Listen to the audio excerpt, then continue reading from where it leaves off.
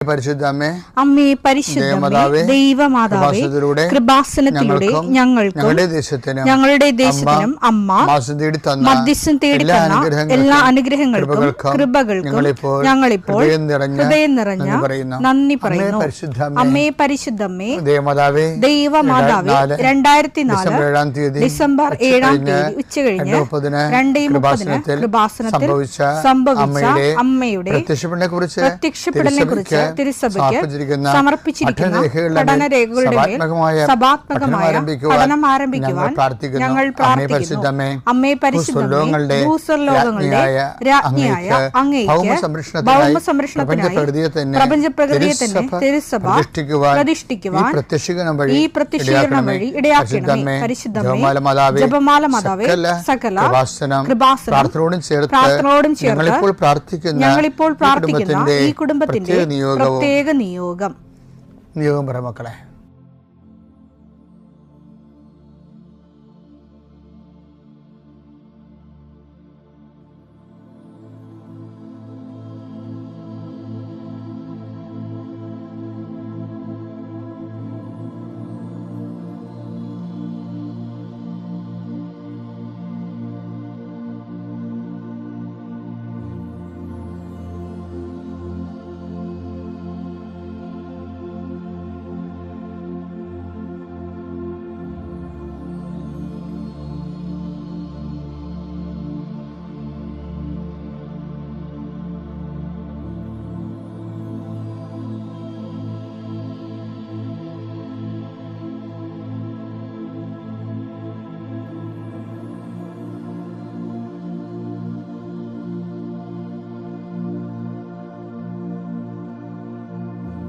അമ്മയുടെ പ്രത്യക്ഷീകരണത്തിന്റെ ഈ അനുഗ്രഹവേളയിൽ ഞങ്ങൾക്ക് സാധിച്ചു തരുവാൻ കനിയണമേ. ആമേൻ. വിശ്വാസ പ്രമാണം.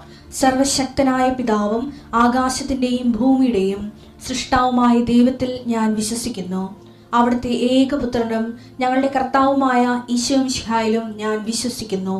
ഈ പുത്രൻ പരിശുദ്ധാത്മാവിനാൽ ഗർഭസ്ഥനായി കന്യകാമറിയത്തിൽ നിന്ന് പിറന്ന് പൊന്തിയോസ് പീലാത്തോസിന്റെ കാലത്ത് പീഡകൾ സഹിച്ച് കുരിശിൽ തറയ്ക്കപ്പെട്ട് മരിച്ച് അടക്കപ്പെട്ട് പാതാളങ്ങളിൽ ഇറങ്ങി മരിച്ചവരുടെ ഇടയിൽ നിന്ന് 3-ാം നാൾ ഉയർത്ത് സ്വർഗത്തിലേക്ക് എഴുന്നള്ളി സർവശക്തിയുള്ള പിതാവായ ദൈവത്തിന്റെ വലതുഭാഗത്തിരിക്കുന്നു.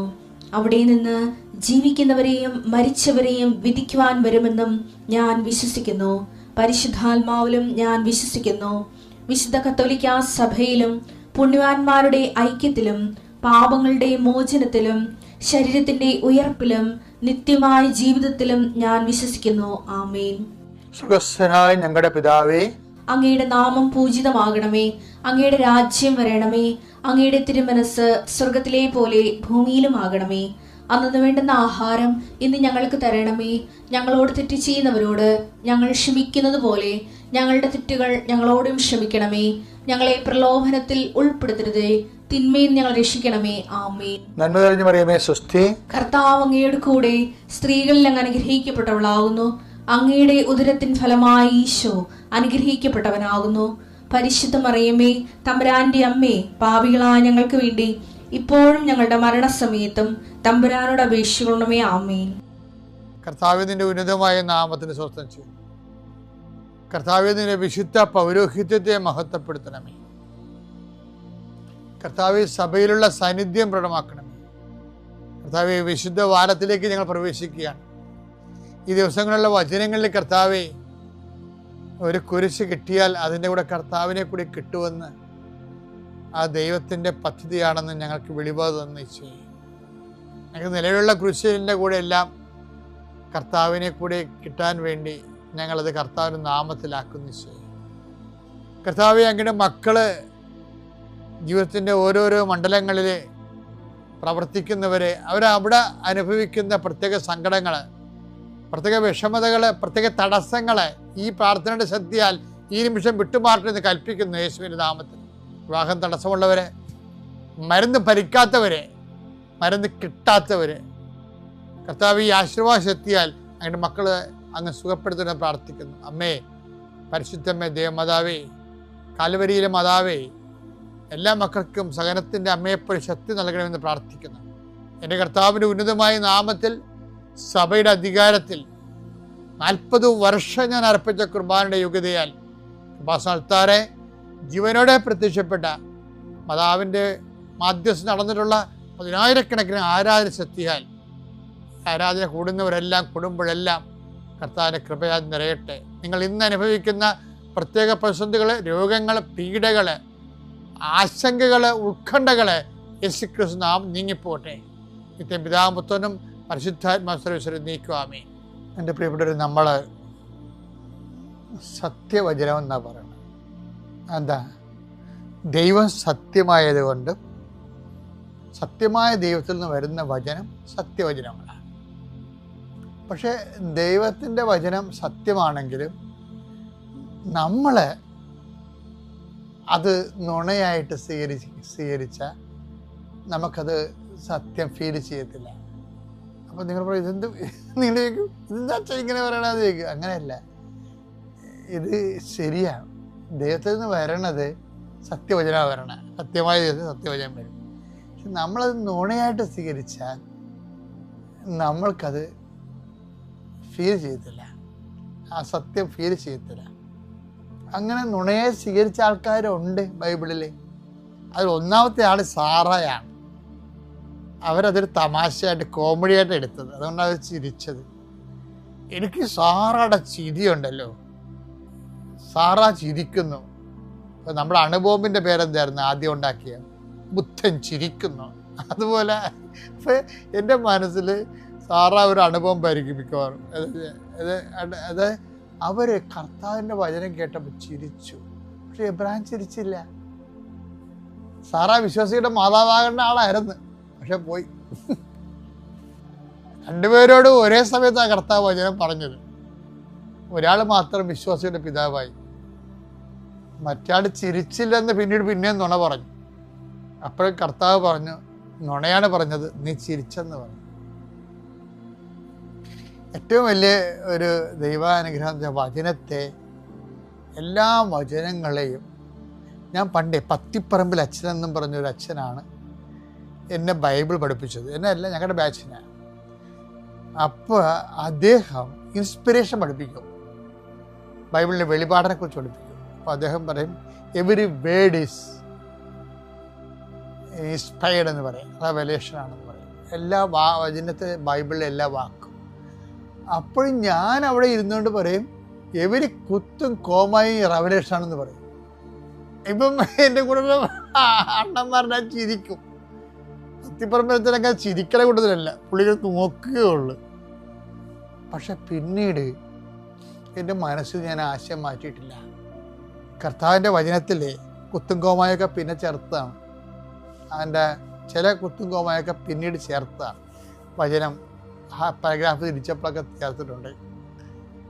R.S. സ്റ്റീഫനൊക്കെ 15-15 നൂറ്റാണ്ടിലൊക്കെ ചേർത്തിട്ടുണ്ട്. നമ്പരൊക്കെ വൈദ്യനൊക്കെ നമുക്ക് വായിക്കേണ്ട സഹോദരൻ നമ്പറിട്ട് തന്നില്ലേ അപ്പോഴും ആ വചനത്തിൽ തൊട്ടപ്പോഴെല്ലാം എപ്പോഴും നമ്മൾ ചിലപ്പോൾ മനുഷ്യൻ്റെ കക്രിയ കൊണ്ട് എന്തെങ്കിലുമൊക്കെ ഒരു ന്യൂനത ഉണ്ടെങ്കിലും when we believe in it നമുക്കത് അനുഭവവേദ്യമാകും. അതാണ് എൻ്റെ വചനത്തിൻ്റെ. അതുകൊണ്ട് എപ്പോഴും ഈ ബിലീവ് ചെയ്യാനുള്ള ഒരു കഴിവെന്ന് പറയണത് ദൈവം നമ്മുടെ ഒരു സഹകരണത്തോടു കൂടി ദൈവം ഓരോരുത്തർക്കും നൽകേണ്ട പ്രത്യേക ദാനമാണെന്നുള്ളതാണ് ശരിക്കും ഇവർ പത്രോസ് ബിലീവ് ചെയ്യുന്നതിൽ ഇത്തിരി ഒരു പിന്നാക്കം നിന്നായിരുന്നു. കാര്യം മനസ്സിലാകാഞ്ഞുകൊണ്ടാണ്.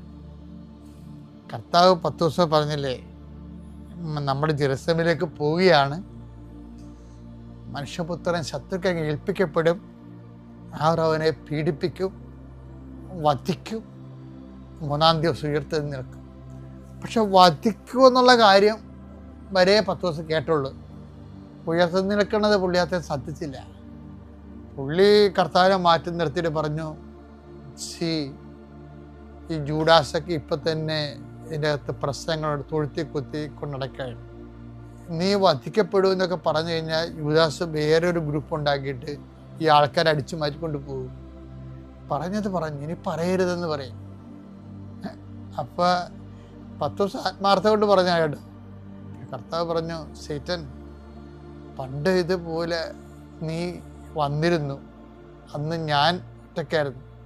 ഇന്ന് നീ പത്രോസിനെ കടമെടുത്ത് പത്രോസിൻ്റെ കൂടെ ആണ് നീ എന്നെ സമീപിക്കണത്. ഈ ഗോ ബിഹൈൻഡ് എന്ന് പറയും, നീ പുറകെ പോകാൻ പറയും. അങ്ങനെ പത്രോസിന് ഭയങ്കര ചമ്മലായി. പത്രോസിനെ കർത്താവിനെ ആട്ടി ഓടിച്ചില്ലേ, സാത്താനെ ആട്ടി ഓടിച്ചപ്പോൾ. പക്ഷെ എന്നാലും പത്രോസ് ഇത് വിശ്വസിക്കണമെന്നുള്ളത് പിതാവിന് ഭയങ്കര ഒരു സീരിയസ് വിഷയമായിരുന്നു. അതുകൊണ്ട് അങ്ങനെ ദൈവം തൽക്കാലത്തേക്ക് പത്രോസിനെ ശാസിച്ചെങ്കിലും താബോർ മലയിൽ അടിവാരത്ത് ചെന്നപ്പോൾ അപ്പ പറഞ്ഞു, പത്രോസിനെ വിളിക്കുമെന്ന് പറഞ്ഞു. ഉടനെ അപ്പോഴ് ഈശോ മറ്റുള്ള 9 പേരോട് പറഞ്ഞു, നിങ്ങൾ കുറച്ച് നേരം ഇവിടെ നിൽക്കുക കേട്ടോ. പത്രോസിനെ വിളിച്ചു, പത്രോസ് കൂടെ വരാൻ പറഞ്ഞു. പിന്നെ പത്രോസ് അങ്ങനെ ബാക്കി യോഹന്നാനെയും യാക്കോബിനെയും കൂടി കൂട്ടി. അവർ 3 കൂടി പോയി. മലയുടെ ഉച്ചയെത്തിയപ്പോൾ കർത്താവ് പ്രാർത്ഥിക്കാൻ തുടങ്ങി.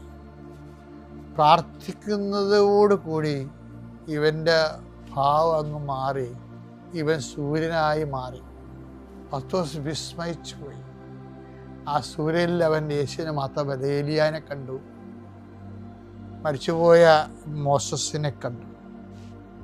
അപ്പോൾ പിതാവ് പത്രോസിനോട് പറഞ്ഞു, യാക്കോബിനോട് പറഞ്ഞു, യോഹന്നാനോട് പറഞ്ഞു, താബോർ മലയിൽ ഇവനെ ജ്ഞാനസ്നാനപ്പെടുത്തി തരുന്ന സമയത്ത് നിങ്ങൾ കുറച്ച് പേരുണ്ടായിരുന്നു. അന്ന് ഞാൻ പറഞ്ഞത് ഇവൻ എൻ്റെ പ്രിയപുത്രനാണെന്ന് പറഞ്ഞു. മർക്കോസ് 9:7. അപ്പോൾ ഒരു മേഘം വന്ന് അവരെ ആവരണം ചെയ്തു. മേഘത്തിൽ നിന്ന് ഒരു സ്വരം പുറപ്പെട്ടു, ഇവൻ എന്റെ പ്രിയപുത്രൻ, ഇവന്റെ വാക്ക് ശ്രവിക്കുവിൻ. പക്ഷെ നിങ്ങൾ അതിൻ്റെ ആഴങ്ങൾ മനസ്സിലാക്കാനോ അവനെ വിശ്വസിക്കാനോ നിങ്ങൾ തയ്യാറായില്ല. ഇപ്പം നിങ്ങളോട് പറയുന്നു, അവനെ നിങ്ങൾ ശ്രവിക്കണം. ഇനിയുള്ള ദിവസങ്ങളിൽ പ്രത്യേകിച്ച്. കാരണം തിരുവുത്ഥാനത്തെക്കുറിച്ച് അപ്പായാണ്, ആ തിരുവുത്ഥാനമാണ് ശരിക്കും താബോറിൻ്റെ പ്രധാന പ്രമേയം. ഇവരെ ശ്രവിക്കാൻ പറയണത് തിരുവുത്ഥാനത്തെ സംശയിച്ചിരുന്നതുകൊണ്ടാണ് പത്രോസ് നിനക്ക് സംഭവിക്കാതിരിക്കട്ടെ എന്ന് പറയണത്. അതിൻ്റെ മെയിൻ കാരണം.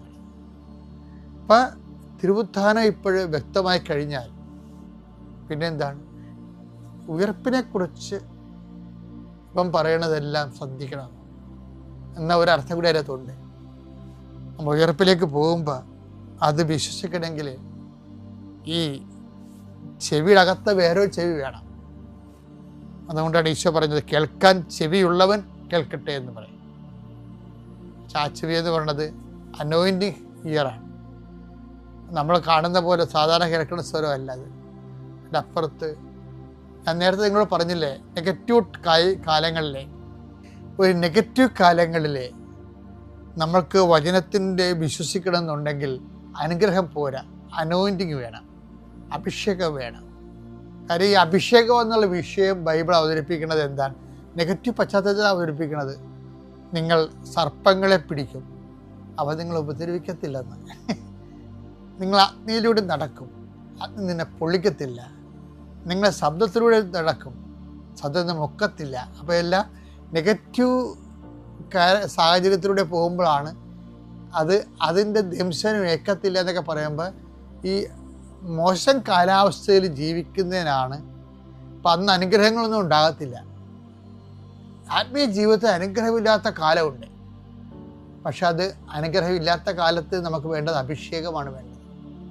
അപ്പം എപ്പോഴും നമ്മൾ ട്രെയിൻ ചെയ്യണത് ഈ പുനരുത്ഥാനത്തെക്കുറിച്ചുള്ള നമുക്ക് തരുന്ന കാറ്റഗിസത്തിൻ്റെ കാലങ്ങളിലെല്ലാം ഇതുപോലെ ഒരു അഭിഷേകം നമുക്ക്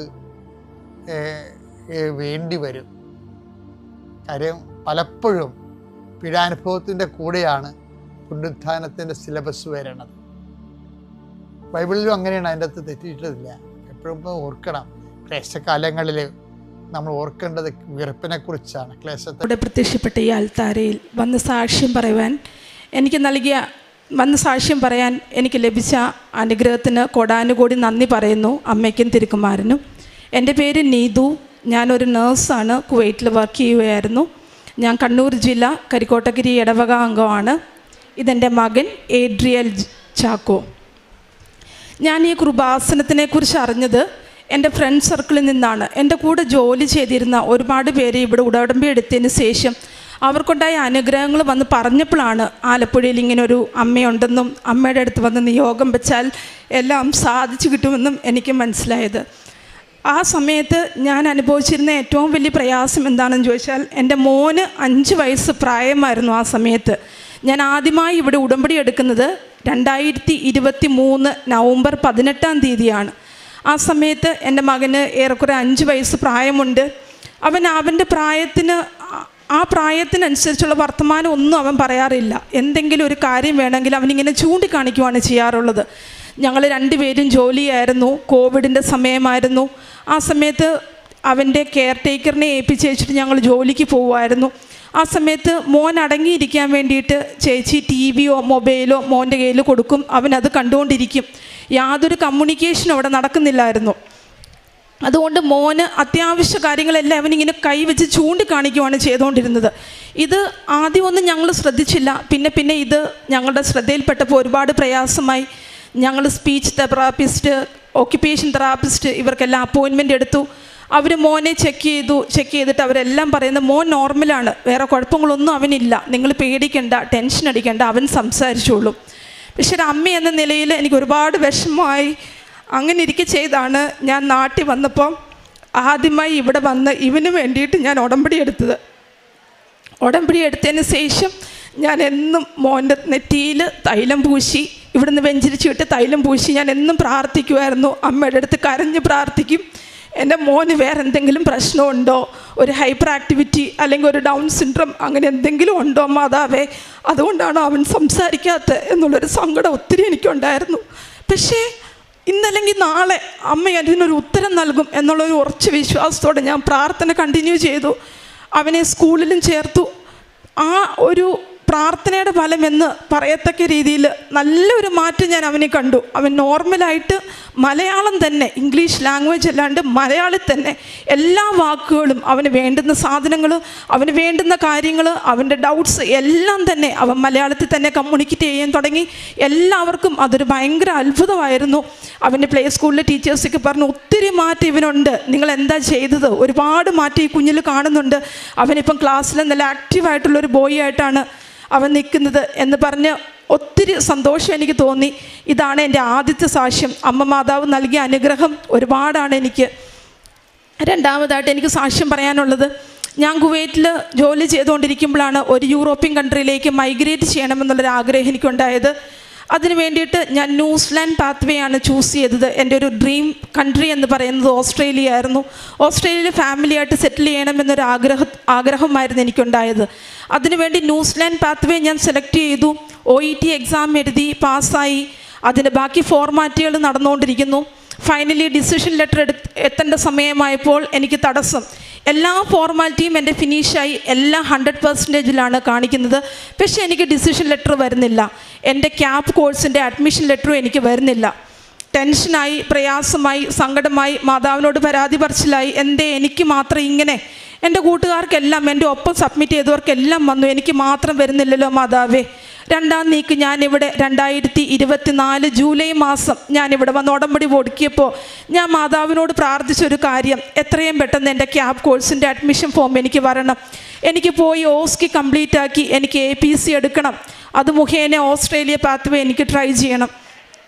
ഞാനിവിടെ വന്ന് ഉടമ്പടി എടുത്ത് പ്രാർത്ഥിച്ച് പോയതിൻ്റെ ഫലമായി ജൂലൈ 31-ാം തീയതിക്ക് മുമ്പായിട്ട് മാതാവേ എൻ്റെ ഓഫർ ലെറ്റർ വരണമേ എന്നാണ് ഞാൻ പ്രാർത്ഥിച്ചത്. ഞാനിവിടെ വന്ന് 15-ാം തീയതി ഉടമ്പടി പുതുക്കി. 20-ാം തീയതി എനിക്ക് മെയിൽ വന്നു, ക്യാപ് കോഴ്സിന് അഡ്മിഷൻ കിട്ടി. ഞാൻ എൻ്റെ ഫ്രണ്ട്സിൻ്റെ കൂടെ സെപ്റ്റംബർ മാസം 1-ാം തീയതി ന്യൂസിലാൻഡിലേക്ക് ഓസ്കി ക്യാപ് കോഴ്സ് ചെയ്യാൻ വേണ്ടിയിട്ട് ഞാൻ പോയി. അവിടെ ചെന്ന് അവിടെയുള്ള ഫോർമാലിറ്റീസ്, അവിടുത്തെ എക്സാം എല്ലാം മാതാവിൻ്റെ അനുഗ്രഹം മൂലം എനിക്ക് നല്ല രീതിയിൽ ചെയ്യാൻ പറ്റി. എല്ലാ കാര്യങ്ങളും എനിക്ക് വളരെ സ്മൂത്തായിട്ട് എനിക്ക് മാതാവ് നടത്തി തന്നു. അടുത്തതായിട്ട് എനിക്ക് പറയാനുള്ള ഒരു സാക്ഷ്യം, ഞാൻ ഈ ന്യൂസിലൻഡിന് പോകാൻ നേരത്ത് എൻ്റെ മോനെ ആദ്യമായിട്ടാണ് ഞാൻ ഒരുപാട് നാൾ വിട്ടു നിൽക്കുന്നത്. ഒരു 3-4 മാസത്തോളം ഞാൻ അവനെ വിട്ടു നിൽക്കേണ്ടി വന്നു. അത് അവന് വലിയൊരു ട്രോമ ആയിരുന്നു. അവനെ ഞാൻ വിട്ടിട്ട് പോയതിൻ്റെ ഒത്തിരി ബിഹേവിയർ ചേഞ്ചസ് അവനിൽ കണ്ടു തുടങ്ങി.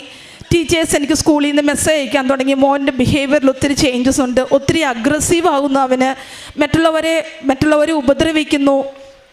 ക്ലാസ്സിൽ ടീച്ചേഴ്സ് എന്തെങ്കിലും പറഞ്ഞു കഴിഞ്ഞാൽ അവന് ദേഷ്യമായി, അവൻ്റെ സ്പെക്സ് ഊരി എറിയും, അവൻ ബോക്സ് എടുത്തെറിയും, പെൻസിൽ കുത്തി ഓടിക്കും. അങ്ങനെയുള്ള ഒരുപാട് കംപ്ലയിൻറ്റ്സ് ടീച്ചേഴ്സിൻ്റെ അടുത്ത് നിന്ന് വരാൻ തുടങ്ങി. വീണ്ടും പ്രയാസമായി, എന്തേ ഇവനിങ്ങനെ. ഞാൻ ന്യൂസിലൻഡിൽ നിന്ന് ഒരു 4 മാസത്തോളം ന്യൂസിലൻഡിൽ നിന്നതിന് ശേഷം ഞാൻ തിരിച്ചു വന്നു കഴിഞ്ഞപ്പോഴാണേലും അവൻ്റെ സ്വഭാവത്തിൽ ഒരു മാറ്റവും ഇല്ല. അവൻ എപ്പോഴും ക്ലാസ്സിൽ ഫസ്റ്റ് ആകണം. അവൻ്റെ ആ ഫസ്റ്റ് റാങ്ക് അല്ലെങ്കിൽ അവൻ്റെ ആ ഫസ്റ്റ് ക്വാളിറ്റി അവനിൽ നിന്ന് പോയാൽ അവൻ ആ ദേഷ്യമാണ്. വേറെ ആർക്കും ഫസ്റ്റ് കിട്ടുന്ന അവന് ഇഷ്ടമല്ല, എപ്പോഴും ഇവൻ തന്നെ ഫസ്റ്റിൽ നിൽക്കണം. ആ ഒരു ക്യാരക്ടറിലേക്ക് അവൻ മാറി. ഈ പറഞ്ഞതുപോലെ തന്നെ മാതാവിൻ്റെ അടുത്ത് ഒരു പേപ്പർ എടുത്ത് ഞാൻ നിയോഗം എഴുതി വെച്ച് മാതാവിൻ്റെ അടുത്ത് പ്രാർത്ഥിക്കാനിരിക്കുമ്പോൾ ആ പേപ്പർ ഞാൻ കൈ പിടിച്ച് കരഞ്ഞ് പ്രാർത്ഥിച്ചു, മാതാവേ എൻ്റെ കുഞ്ഞിനെ ഞാൻ സമർപ്പിക്കുവാണ്, അവൻ്റെ സ്വഭാവത്തിന് മാറ്റം വരുത്തും. ടീച്ചേഴ്സിൻ്റെ കംപ്ലയിൻറ്റ് കേട്ട് ഞാൻ മടുത്തു. എന്നും കൂട്ടാൻ പോകുമ്പം പേടിയായി, ഇന്ന് എന്ത് കംപ്ലയിൻറ്റാണ് ടീച്ചർ പറയുന്നതെന്ന് ഓർത്തിട്ട്. അങ്ങനെ പ്രാർത്ഥിച്ചതിൻ്റെ ഫലമായിട്ട് ഇപ്പം അവൻ്റെ ക്ലാസ് ടീച്ചർ പറയുന്നത് ക്ലാസ്സിലെ ഏറ്റവും ബെസ്റ്റ് സ്റ്റുഡൻ്റാണ് എൻ്റെ മോൻ. അവന് മറ്റുള്ളവരോടുള്ള ദേഷ്യം മാറി. ഇവന് ഗേൾസിനെ ഇഷ്ടമല്ലായിരുന്നു. ഇവൻ്റെ ഫ്രണ്ട്സ് എല്ലാം ബോയ്സ് ആയിരുന്നു. ഗേൾസ് എന്തെങ്കിലും ചോദിച്ചാൽ അവൻ ഷെയർ ചെയ്യത്തില്ല, ഗേൾസിനൊന്നും കൊടുക്കത്തില്ല. അങ്ങനെ ഒരു കംപ്ലയിൻ്റ് ആയിരുന്നു കൂടുതലും വരുന്നത്. പക്ഷേ ഇപ്പം അവന് ഒത്തിരി ഫ്രണ്ട്സ് ഉണ്ട്. ഇവൻ ക്ലാസ്സിലെ ഏറ്റവും ബെസ്റ്റ് സ്റ്റുഡൻ്റ് ആണെന്നാണ് ഇപ്പോൾ എല്ലാ ടീച്ചേഴ്സും പറയുന്നത്. അതും എനിക്ക് എൻ്റെ മാതാവ് നൽകിയ ഒരു അനുഗ്രഹമാണിത്. ഒത്തിരി ഞാൻ മാതാവിനും തിരുക്കുമാരനും നന്ദി പറയുന്നു. അടുത്തതായിട്ട് എനിക്ക് പറയാനുള്ള സാക്ഷ്യം, ന്യൂസിലൻഡ് പാത്വേ വഴി ഞാൻ ഓസ്ട്രേലിയ വിസയ്ക്ക് ഞാൻ അപ്ലൈ ചെയ്തു. എൻ്റെ ഫ്രണ്ട്സ് ഞങ്ങളെല്ലാവരും കൂടെ ഒന്നിച്ചാണ് വിസയ്ക്ക് അപ്ലൈ ചെയ്തത്. ഈ പറഞ്ഞ പോലെ ഞാൻ വിസ ഇട്ട സമയം റിസഷൻ്റെ ടൈമാണ്. ഒത്തിരി തടസ്സങ്ങളും കാര്യങ്ങളും, ഒത്തിരി ലേറ്റാണ് പ്രോസസ്സിങ്, ഒത്തിരി ലേറ്റാണ് തടസ്സത്തിലുപരി. ഞാൻ മാർച്ച് മാസം 2025 മാർച്ച് 12-ാം തീയതിയാണ് ഫുൾ പേയ്മെൻറ്റ് ചെയ്ത് ഓസ്ട്രേലിയയുടെ വിസയ്ക്ക് ഞാൻ ആപ്ലിക്കേഷൻ ഇട്ടത്. അതിനുശേഷം ചോദിക്കുമ്പോഴെല്ലാം യാതൊരു അപ്ഡേറ്റ്സും ഇല്ല എന്നാണ് ഏജൻസി പറയുന്നത്. കേസ് ഓഫീസർ ആയിട്ടില്ല, കേസ് ഓഫീസറായി കഴിയുമ്പോൾ ഞങ്ങൾ പറയാമെന്ന് മാത്രം ഒരു മറുപടിയാണ് അവർ തന്നുകൊണ്ടിരുന്നത്.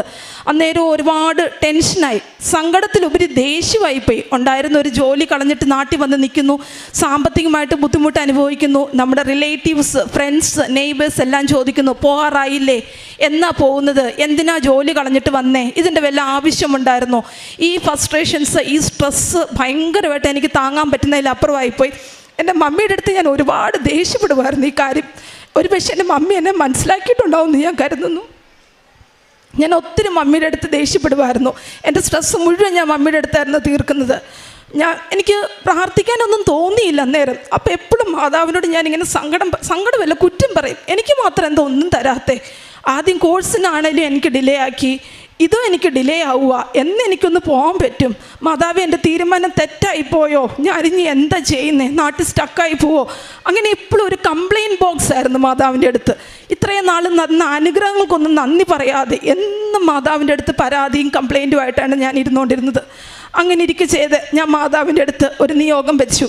അമ്മേ മാതാവേ, ഡിസംബർ 25-ാം തീയതി നിൻ്റെ തിരുക്കുമാരൻ്റെ പിറന്നാൾ ദിവസം എനിക്ക് എൻ്റെ വിസ അപ്രൂവ് ആയെന്നും പറഞ്ഞുകൊണ്ട് ഒരു മെയിൽ വരണം, അത് എനിക്കൊന്ന് നേടിത്തരാവോ മാതാവേ എന്ന് മാതാവിനോട് ഞാൻ അങ്ങോട്ടൊരു നിബന്ധന വെച്ച്, ഒരു കണ്ടീഷൻ വെച്ച് ഞാൻ പ്രാർത്ഥിച്ചു തുടങ്ങി. എന്ന് മെയിൽ ചെക്ക് ചെയ്യും, നിരാശയാണ് ഫലം, ഒരു റിസൾട്ടും ഇല്ല. അങ്ങനെ ഇരിക്കെ ചെയ്ത് ഒക്ടോബർ മാസം, മാതാവിൻ്റെ കൊന്തമാസം, ജപമാല മാസം ഒക്ടോബർ 3-ാം തീയതി എനിക്ക് മെയിൽ വരുവാണ്. ഫാമിലിയോടുകൂടെ നിൻ്റെ PR വിസ ഗ്രാൻഡ് ചെയ്തിരിക്കുന്നു എന്നുള്ളൊരു ഗ്രാൻഡ് ലെറ്ററാണ് എനിക്ക് വന്നിരിക്കുന്നത്. എൻ്റെ ഹസ്ബൻഡിനും എൻ്റെ മോനും എനിക്കും 5 വർഷത്തെ ഓസ്ട്രേലിയൻ വിസ, വിക്ടോറിയ സ്റ്റേറ്റിൻ്റെ നോമിനേഷൻ കിട്ടി. എൻ്റെ മാതാവിനെ അനുഗ്രഹിച്ചു. വിസ കിട്ടിയതിന് ശേഷം ഉള്ള അടുത്ത പ്രാർത്ഥന ഒരു ജോലിയോടുകൂടെ പോകണമെന്നായിരുന്നു. കാരണം അത്രയും വലിയൊരു കൺട്രിയിൽ നമുക്ക് ജോലി ഇല്ലാണ്ട് പോയാൽ, ഫാമിലിയായിട്ട് പോയാൽ നമ്മൾ ഒത്തിരി സ്ട്രഗിൾ ചെയ്യും. സ്പെഷ്യലി നമ്മൾ ഫിനാൻഷ്യൽ ബാക്ക്ഗ്രൗണ്ട് അത്ര സ്ട്രോങ് ആയിരുന്നാൽ മാത്രമേ നമുക്ക് ജോലി ഇല്ലാണ്ട് പോകാൻ പറ്റത്തുള്ളൂ. എൻ്റെ റിലേറ്റീവ്സും ഫ്രണ്ട്സും എല്ലാം കേട്ടപ്പോൾ അവർ പറഞ്ഞു, ജോലിക്കൊന്നും നീ വെയിറ്റ് ചെയ്യണ്ട, കയറി പോരെ, സമയം കളയണ്ട, ഇവിടെ വന്നിട്ട് നമുക്ക് ജോലി നേടാം എന്നൊക്കെ അവർ പറഞ്ഞെങ്കിലും ഒരു ജോലിയോടുകൂടെ പോകണം എന്നുള്ളൊരാഗ്രഹത്തിൽ എന്നും ആപ്ലിക്കേഷൻ ഇടും. എന്ന് റിജക്ഷൻ ഇടുന്നതിനേക്കാളും കൂടുതൽ റിജക്ഷൻ മെയിലാണ് എൻ്റെ ഇൻബോക്സിലുള്ളത്, മെയിൽ ബോക്സിൽ. ഒരു പ്രതീക്ഷയില്ല, പ്രതീക്ഷ നഷ്ടപ്പെട്ട് ഇങ്ങനെ ഇരുന്നപ്പം എനിക്ക് ലാസ്റ്റ് ഒരു ഇൻ്റർവ്യൂ കിട്ടി. ആ ഇൻ്റർവ്യൂ ഞാൻ അറ്റൻഡ് ചെയ്തു. ഒരൊറ്റ ക്വസ്റ്റ്യനാണ് എൻ്റെ അടുത്ത് ആ ഇൻ്റർവ്യൂവിൽ ചോദിച്ച്. ആ ഇൻ്റർവ്യൂവിൽ ഞാൻ പാസ്സായി. എൻ്റെ മാതാവ് എന്നെ അനുഗ്രഹിച്ചു. ഈ മാസം 28-ാം തീയതി, അടുത്ത ശനിയാഴ്ച, ഞാൻ എൻ്റെ ഫാമിലിയോട് കൂടെ ഓസ്ട്രേലിയയിൽ ഒരു ഗവൺമെൻറ് ഹോസ്പിറ്റലിൽ നേഴ്സായിട്ട് ജോലി ചെയ്യാൻ ഞാൻ പോവുകയാണ്.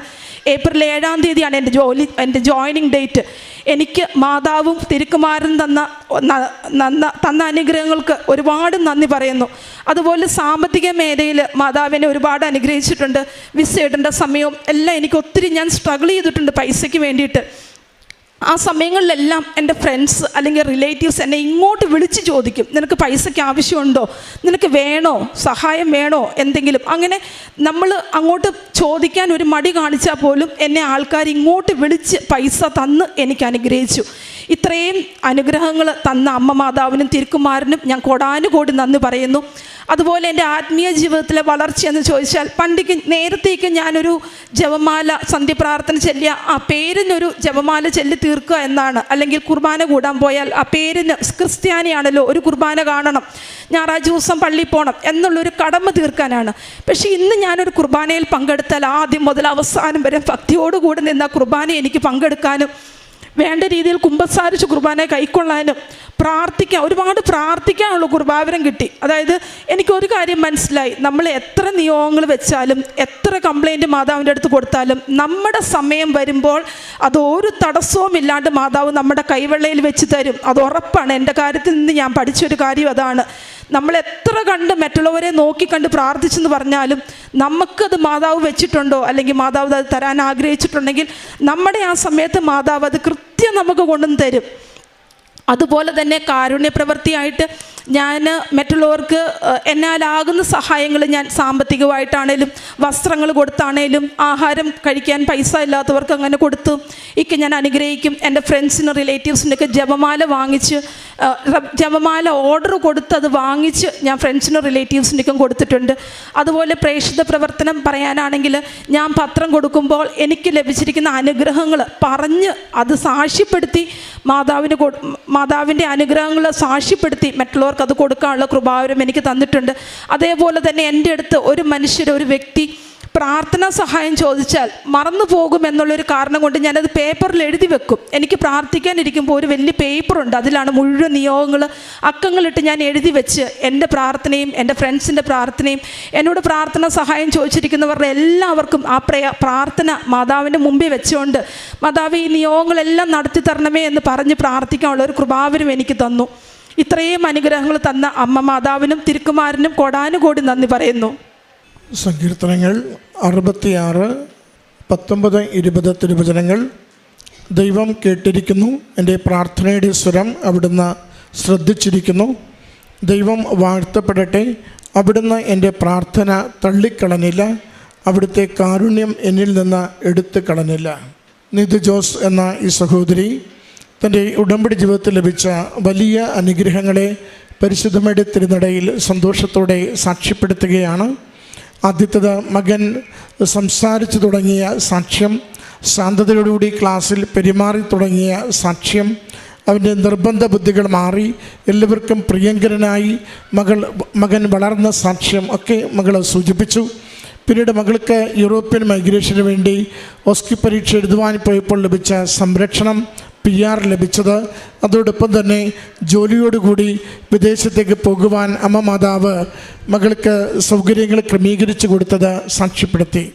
ഈ സാക്ഷ്യത്തിൽ നമുക്ക് ഒരു പോരായ്മ അച്ഛന് തോന്നുന്നത്, അമ്മ ഓരോ തവണയും അനുഗ്രഹിച്ച് മാത്രം വഴി നടത്തിയിട്ടും അടുത്തൊരു പ്രതിസന്ധി വരുമ്പോൾ ഹൃദയശാന്തതയോടുകൂടി അമ്മയിൽ ആശ്രയിക്കുവാനുള്ള ഒരു വിശ്വാസക്കുറവുണ്ട്.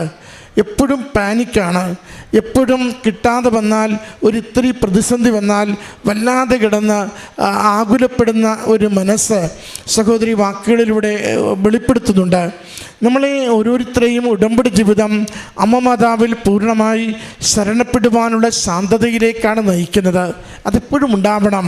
അമ്മ ഈ ആലയത്തിൽ പ്രത്യക്ഷപ്പെടുകയും ജീവിത ദുഃഖ ദുരന്തങ്ങൾ ഏറ്റെടുത്തുകൊണ്ട് നമ്മളെ സഹായിക്കുകയും ചെയ്തുവെന്ന് സന്ദേശം കൈമാറി വഴിമാറിയിട്ടുണ്ടെങ്കിൽ ഉടമ്പടി മക്കൾ ദൈവാശ്രയത്വത്തിൻ്റെ മക്കളാവണം. ഉടമ്പടി നാം ജീവിച്ചു തുടങ്ങി ഒരു അനുഗ്രഹം കിട്ടിയാൽ പിന്നീട് അടുത്ത അനുഗ്രഹത്തിന് വേണ്ടി സംശയിക്കരുത്.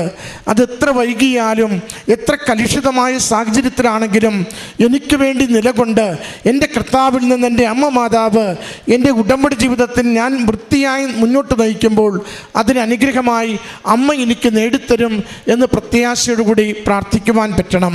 അല്ലെങ്കിൽ നമ്മൾ എന്നും ശിശുക്കളെ പോലെ നിലവിളിക്കുന്നവരായി മാറും. പ്രാർത്ഥനയിലും ആത്മീയതയിലും വളർച്ചയില്ലാത്തവരായി മാറും. ലഭിക്കുമ്പോൾ സന്തോഷം, പ്രതിസന്ധി വരുമ്പോൾ കരച്ചിലായി ജീവിതം മാറും. ഉടമ്പടി നമ്മളെ ആത്മീയ ഇരുത്തമുള്ളവരായി, ദൈവത്തിൽ ആശ്രയിക്കുന്നവരായി, വിശ്വസ്തയോടുകൂടി ഒരു വിശ്വാസ ജീവിതം നയിക്കുന്നവരായി വളർത്തുകയാണ് ചെയ്യുന്നത്. ഈ മകൻ്റെ ആ ജീവിതത്തിൽ വന്ന മാറ്റങ്ങളൊക്കെയും ചെറുതല്ല, വളരെ വലുതാണ്. സംസാരിക്കാത്ത മകൻ നേർച്ചവസ്തുക്കളുടെ ഉപയോഗത്തിലൂടെ സംസാരിച്ചു തുടങ്ങിയത്, അമ്മയുടെ കരങ്ങളിൽ ഏൽപ്പിച്ചു കൊടുക്കുമ്പോൾ ശാന്തതയിലേക്ക് അവൻ്റെ ജീവിതം മാറുന്നത്, അവന് മറ്റുള്ളവരുമായി ഇടപഴകുവാനുള്ള സിദ്ധികൾ ലഭിക്കുന്നത് ഒക്കെ മകള് വാക്കുകളിലൂടെ സാക്ഷ്യപ്പെടുത്തി.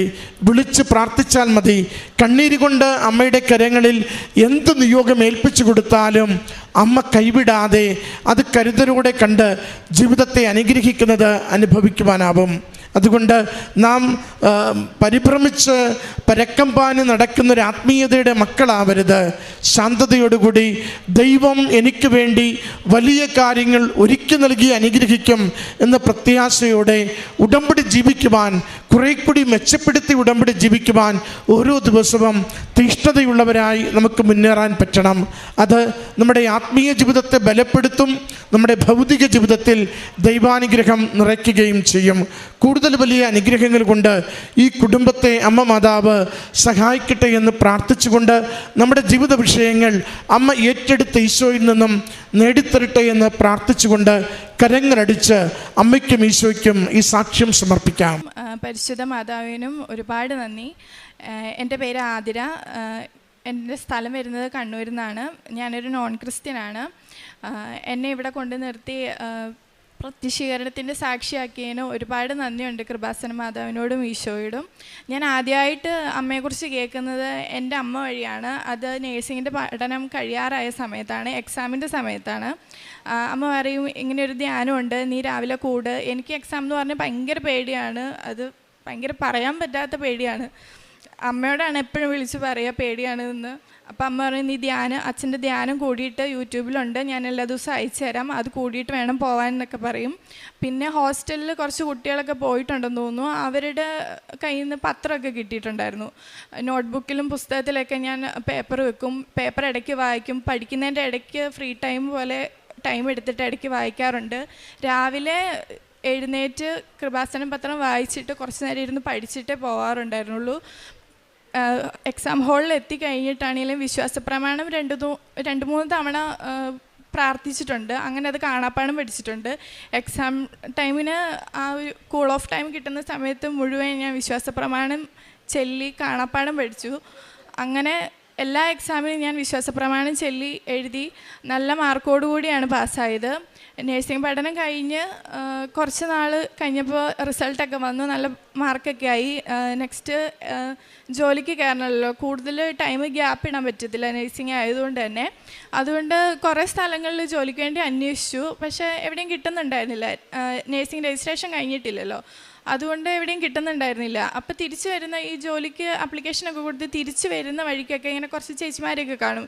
ഒരു ചേച്ചി എന്നോട് വന്ന് പറഞ്ഞ് എവിടെ പോയതാ എന്താണെന്നൊക്കെ ചോദിക്കും. നമ്മളിങ്ങനെ പറയുമല്ലോ ജോലിക്ക് വേണ്ടിയാന്നൊക്കെ. അപ്പോൾ ആ ചേച്ചി പറയും, നീ കൃപാസനത്തിൽ പോ, അമ്മയ്ക്ക് വലിയ അനുഗ്രഹങ്ങൾ തരും അമ്മ, നീ അവിടെ പോ എന്നൊക്കെ ഇങ്ങനെ പറയും. അങ്ങനെ ഓരോരുത്തർ വന്ന് പറയാറുണ്ട്. എല്ലാ ദിവസവും എവിടെയെങ്കിലുമൊക്കെ ഞാൻ ഏതെങ്കിലും ഹോസ്പിറ്റലിലൊക്കെ വിളിച്ചു ചോദിച്ചിട്ട് പോകും. തിരിച്ചു വരുമ്പം ഒരപ്പച്ചൻ വന്ന് പത്രം തരും. അങ്ങനെ കുറേ ആൾക്കാർ വന്ന് എന്നോട് ഓരോരോ കാര്യങ്ങൾ പറയും. അപ്പം ഞാൻ വീട്ടിൽ ചെന്ന് പറയുമ്പോൾ അമ്മ പറയും, നിന്നെ ചിലപ്പോൾ അമ്മ അങ്ങോട്ട് വിളിക്കുന്നതായിരിക്കും, നിനക്ക് അവിടെ ചെന്നിട്ട് എന്തെങ്കിലും സാധിച്ചു തരുമായിരിക്കും, എന്തെങ്കിലും കാര്യം ഉണ്ടാവും, അല്ലാതെ നിനക്കിങ്ങനെ എല്ലാ ദിവസവും എവിടുന്നേലുമൊക്കെ പത്രമോ അല്ലെങ്കിൽ ആരെങ്കിലുമൊക്കെ വന്ന് നിന്നോട് ഇങ്ങനെ എപ്പോഴെപ്പോഴും പറയുമോ എന്നൊക്കെ ചോദിച്ചു. അപ്പം ഞാൻ വിചാരിച്ചു ശരിക്കും എന്നെ വിളിക്കുന്നതായിരിക്കും അങ്ങോട്ടെന്ന് വിചാരിച്ചു. ശരിക്കും ആദ്യമൊക്കെ അമ്മ പറയുമ്പോൾ എനിക്ക് വലിയ മതിപ്പൊന്നും ഉണ്ടായിരുന്നില്ല. ശരിക്കും ഒരു പള്ളിയിൽ പോയിട്ട് ഒരു ധ്യാനം കൂടുന്ന ആ ഒരു ഇതുണ്ടായിരുന്നുള്ളൂ. അപ്പം ഞാനോർത്ത് ശരിക്കും വിളിക്കുന്നതായിരിക്കും എന്ന് വിചാരിച്ചു. അപ്പോൾ അമ്മ എനിക്ക് വണ്ടിക്കൂലിയൊക്കെ തന്ന് ഞാൻ ഒറ്റയ്ക്ക് ആദ്യമായിട്ട് വന്ന് ഉടമ്പടിയൊക്കെ എടുത്ത് പോയി. ഉടമ്പടി എടുത്ത് പോയി ഒരു മാസം പൂർത്തിയാകുന്നതിന് മുമ്പ് എനിക്ക് ജോലി കിട്ടി. അത് ട്രെയിനിങ് ആയിട്ടാണ് കിട്ടിയതെങ്കിൽ ആ സമയത്ത് എനിക്ക് ഒരു വലിയ ആശ്വാസമായിരുന്നു ആ ജോലി കിട്ടിയത്.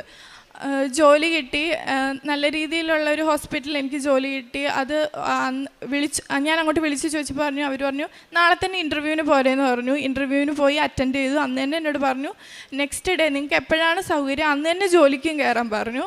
അതുപോലെ ഞാൻ പോയി അന്ന് തന്നെ അടുത്ത ദിവസം തന്നെ പോയി ലഗേജൊക്കെ എടുത്ത് പോയി ജോലിക്ക് കയറി. തൃശ്ശൂരായിരുന്നു കിട്ടിയത്. അവിടെ പോയി ജോലിക്ക് കയറി.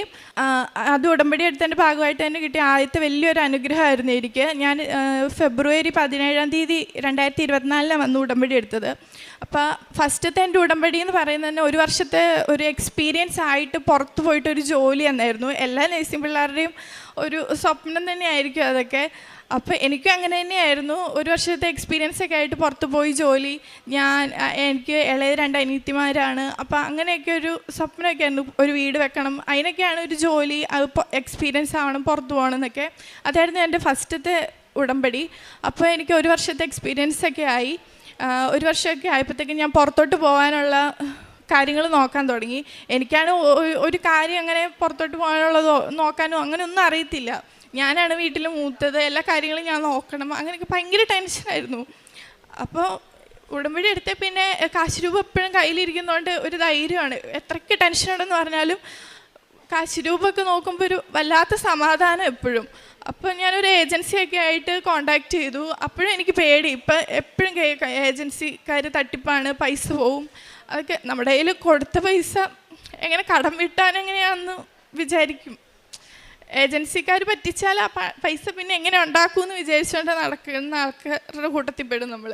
അപ്പോൾ ഞാൻ വിചാരിക്കും എന്തായാലും സ്റ്റാർട്ട് ചെയ്തേക്കാം, അമ്മ മാതാവ് നോക്കിക്കോട്ടെ, എന്തായാലും ഞാൻ നിയോഗം വെച്ചിട്ടുണ്ടല്ലോ, നോക്കിക്കോട്ടെ എന്ന് പറഞ്ഞ് ഏജൻസിക്കാർക്ക് സ്റ്റാർട്ട് ചെയ്തു. അവർ പറഞ്ഞു ഞാൻ മാൾട്ടയിലോട്ടാണ് നോക്കാൻ വേണ്ടി കൊടുത്തിരുന്നത്. അവർ പറഞ്ഞു ആദ്യത്തെ 2 ഇൻ്റർവ്യൂ ഉണ്ട്, അത് പാസ്സായാൽ മാത്രമേ ബാക്കി കാര്യങ്ങളൊക്കെ സ്റ്റാർട്ട് ചെയ്യാൻ പറ്റുള്ളൂ എന്ന് പറഞ്ഞു. ഓക്കെ, ഞാൻ പറഞ്ഞു ഇൻ്റർവ്യൂവിന് കൊടുക്കാമെന്ന് പറഞ്ഞു. ഫസ്റ്റ് ഏജൻസി ഇൻ്റർവ്യൂ ആയിരുന്നു.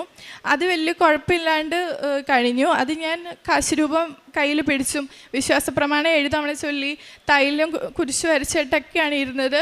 അത് എനിക്ക് പാസ്സായി എന്ന് പറഞ്ഞ് അവർ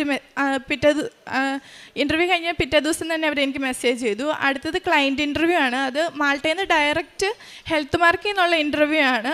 അപ്പം നിങ്ങളുടെ ഇംഗ്ലീഷ് ഫ്ലുവൻസി ആയിരിക്കണം അങ്ങനെയൊക്കെ പറഞ്ഞ് അവർ കുറച്ച് മെറ്റീരിയൽസൊക്കെ അയച്ചു തന്നു. ഇതൊക്കെ പഠിക്കണം എന്നൊക്കെ പറഞ്ഞ് ഞാൻ ഡ്യൂട്ടീൻ്റെ ഇടയ്ക്കാണ്.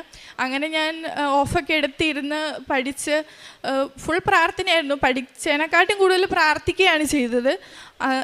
ഓൺലൈൻ ഇൻ്റർവ്യൂ ആയിരുന്നു. കയ്യിൽ കാശ് രൂപയൊക്കെ ഉണ്ടായിരുന്നു. ഓൺലൈൻ ഇൻ്റർവ്യൂ കഴിഞ്ഞു. വലിയ ടാസ്ക് പോലെയുള്ള ക്വസ്റ്റ്യൻസ് ഒന്നും ചോദിച്ചില്ല, എല്ലാം ഫ്രണ്ട്ലി ടോക്കായിരുന്നു. അങ്ങനെ അങ്ങ് കഴിഞ്ഞു. പക്ഷേ എനിക്ക് അധികം സമയം എടുത്തില്ല. എല്ലാം ഒരു ഫ്രണ്ട്ലി ടോക്ക് പോലെയുണ്ട്. എനിക്കൊരു പേടിയുണ്ടായിരുന്നു, കിട്ടോ ഇല്ലയോ എന്ന്. പ്രത്യേകിച്ച് അവരൊന്നും ചോദിച്ചുമില്ല.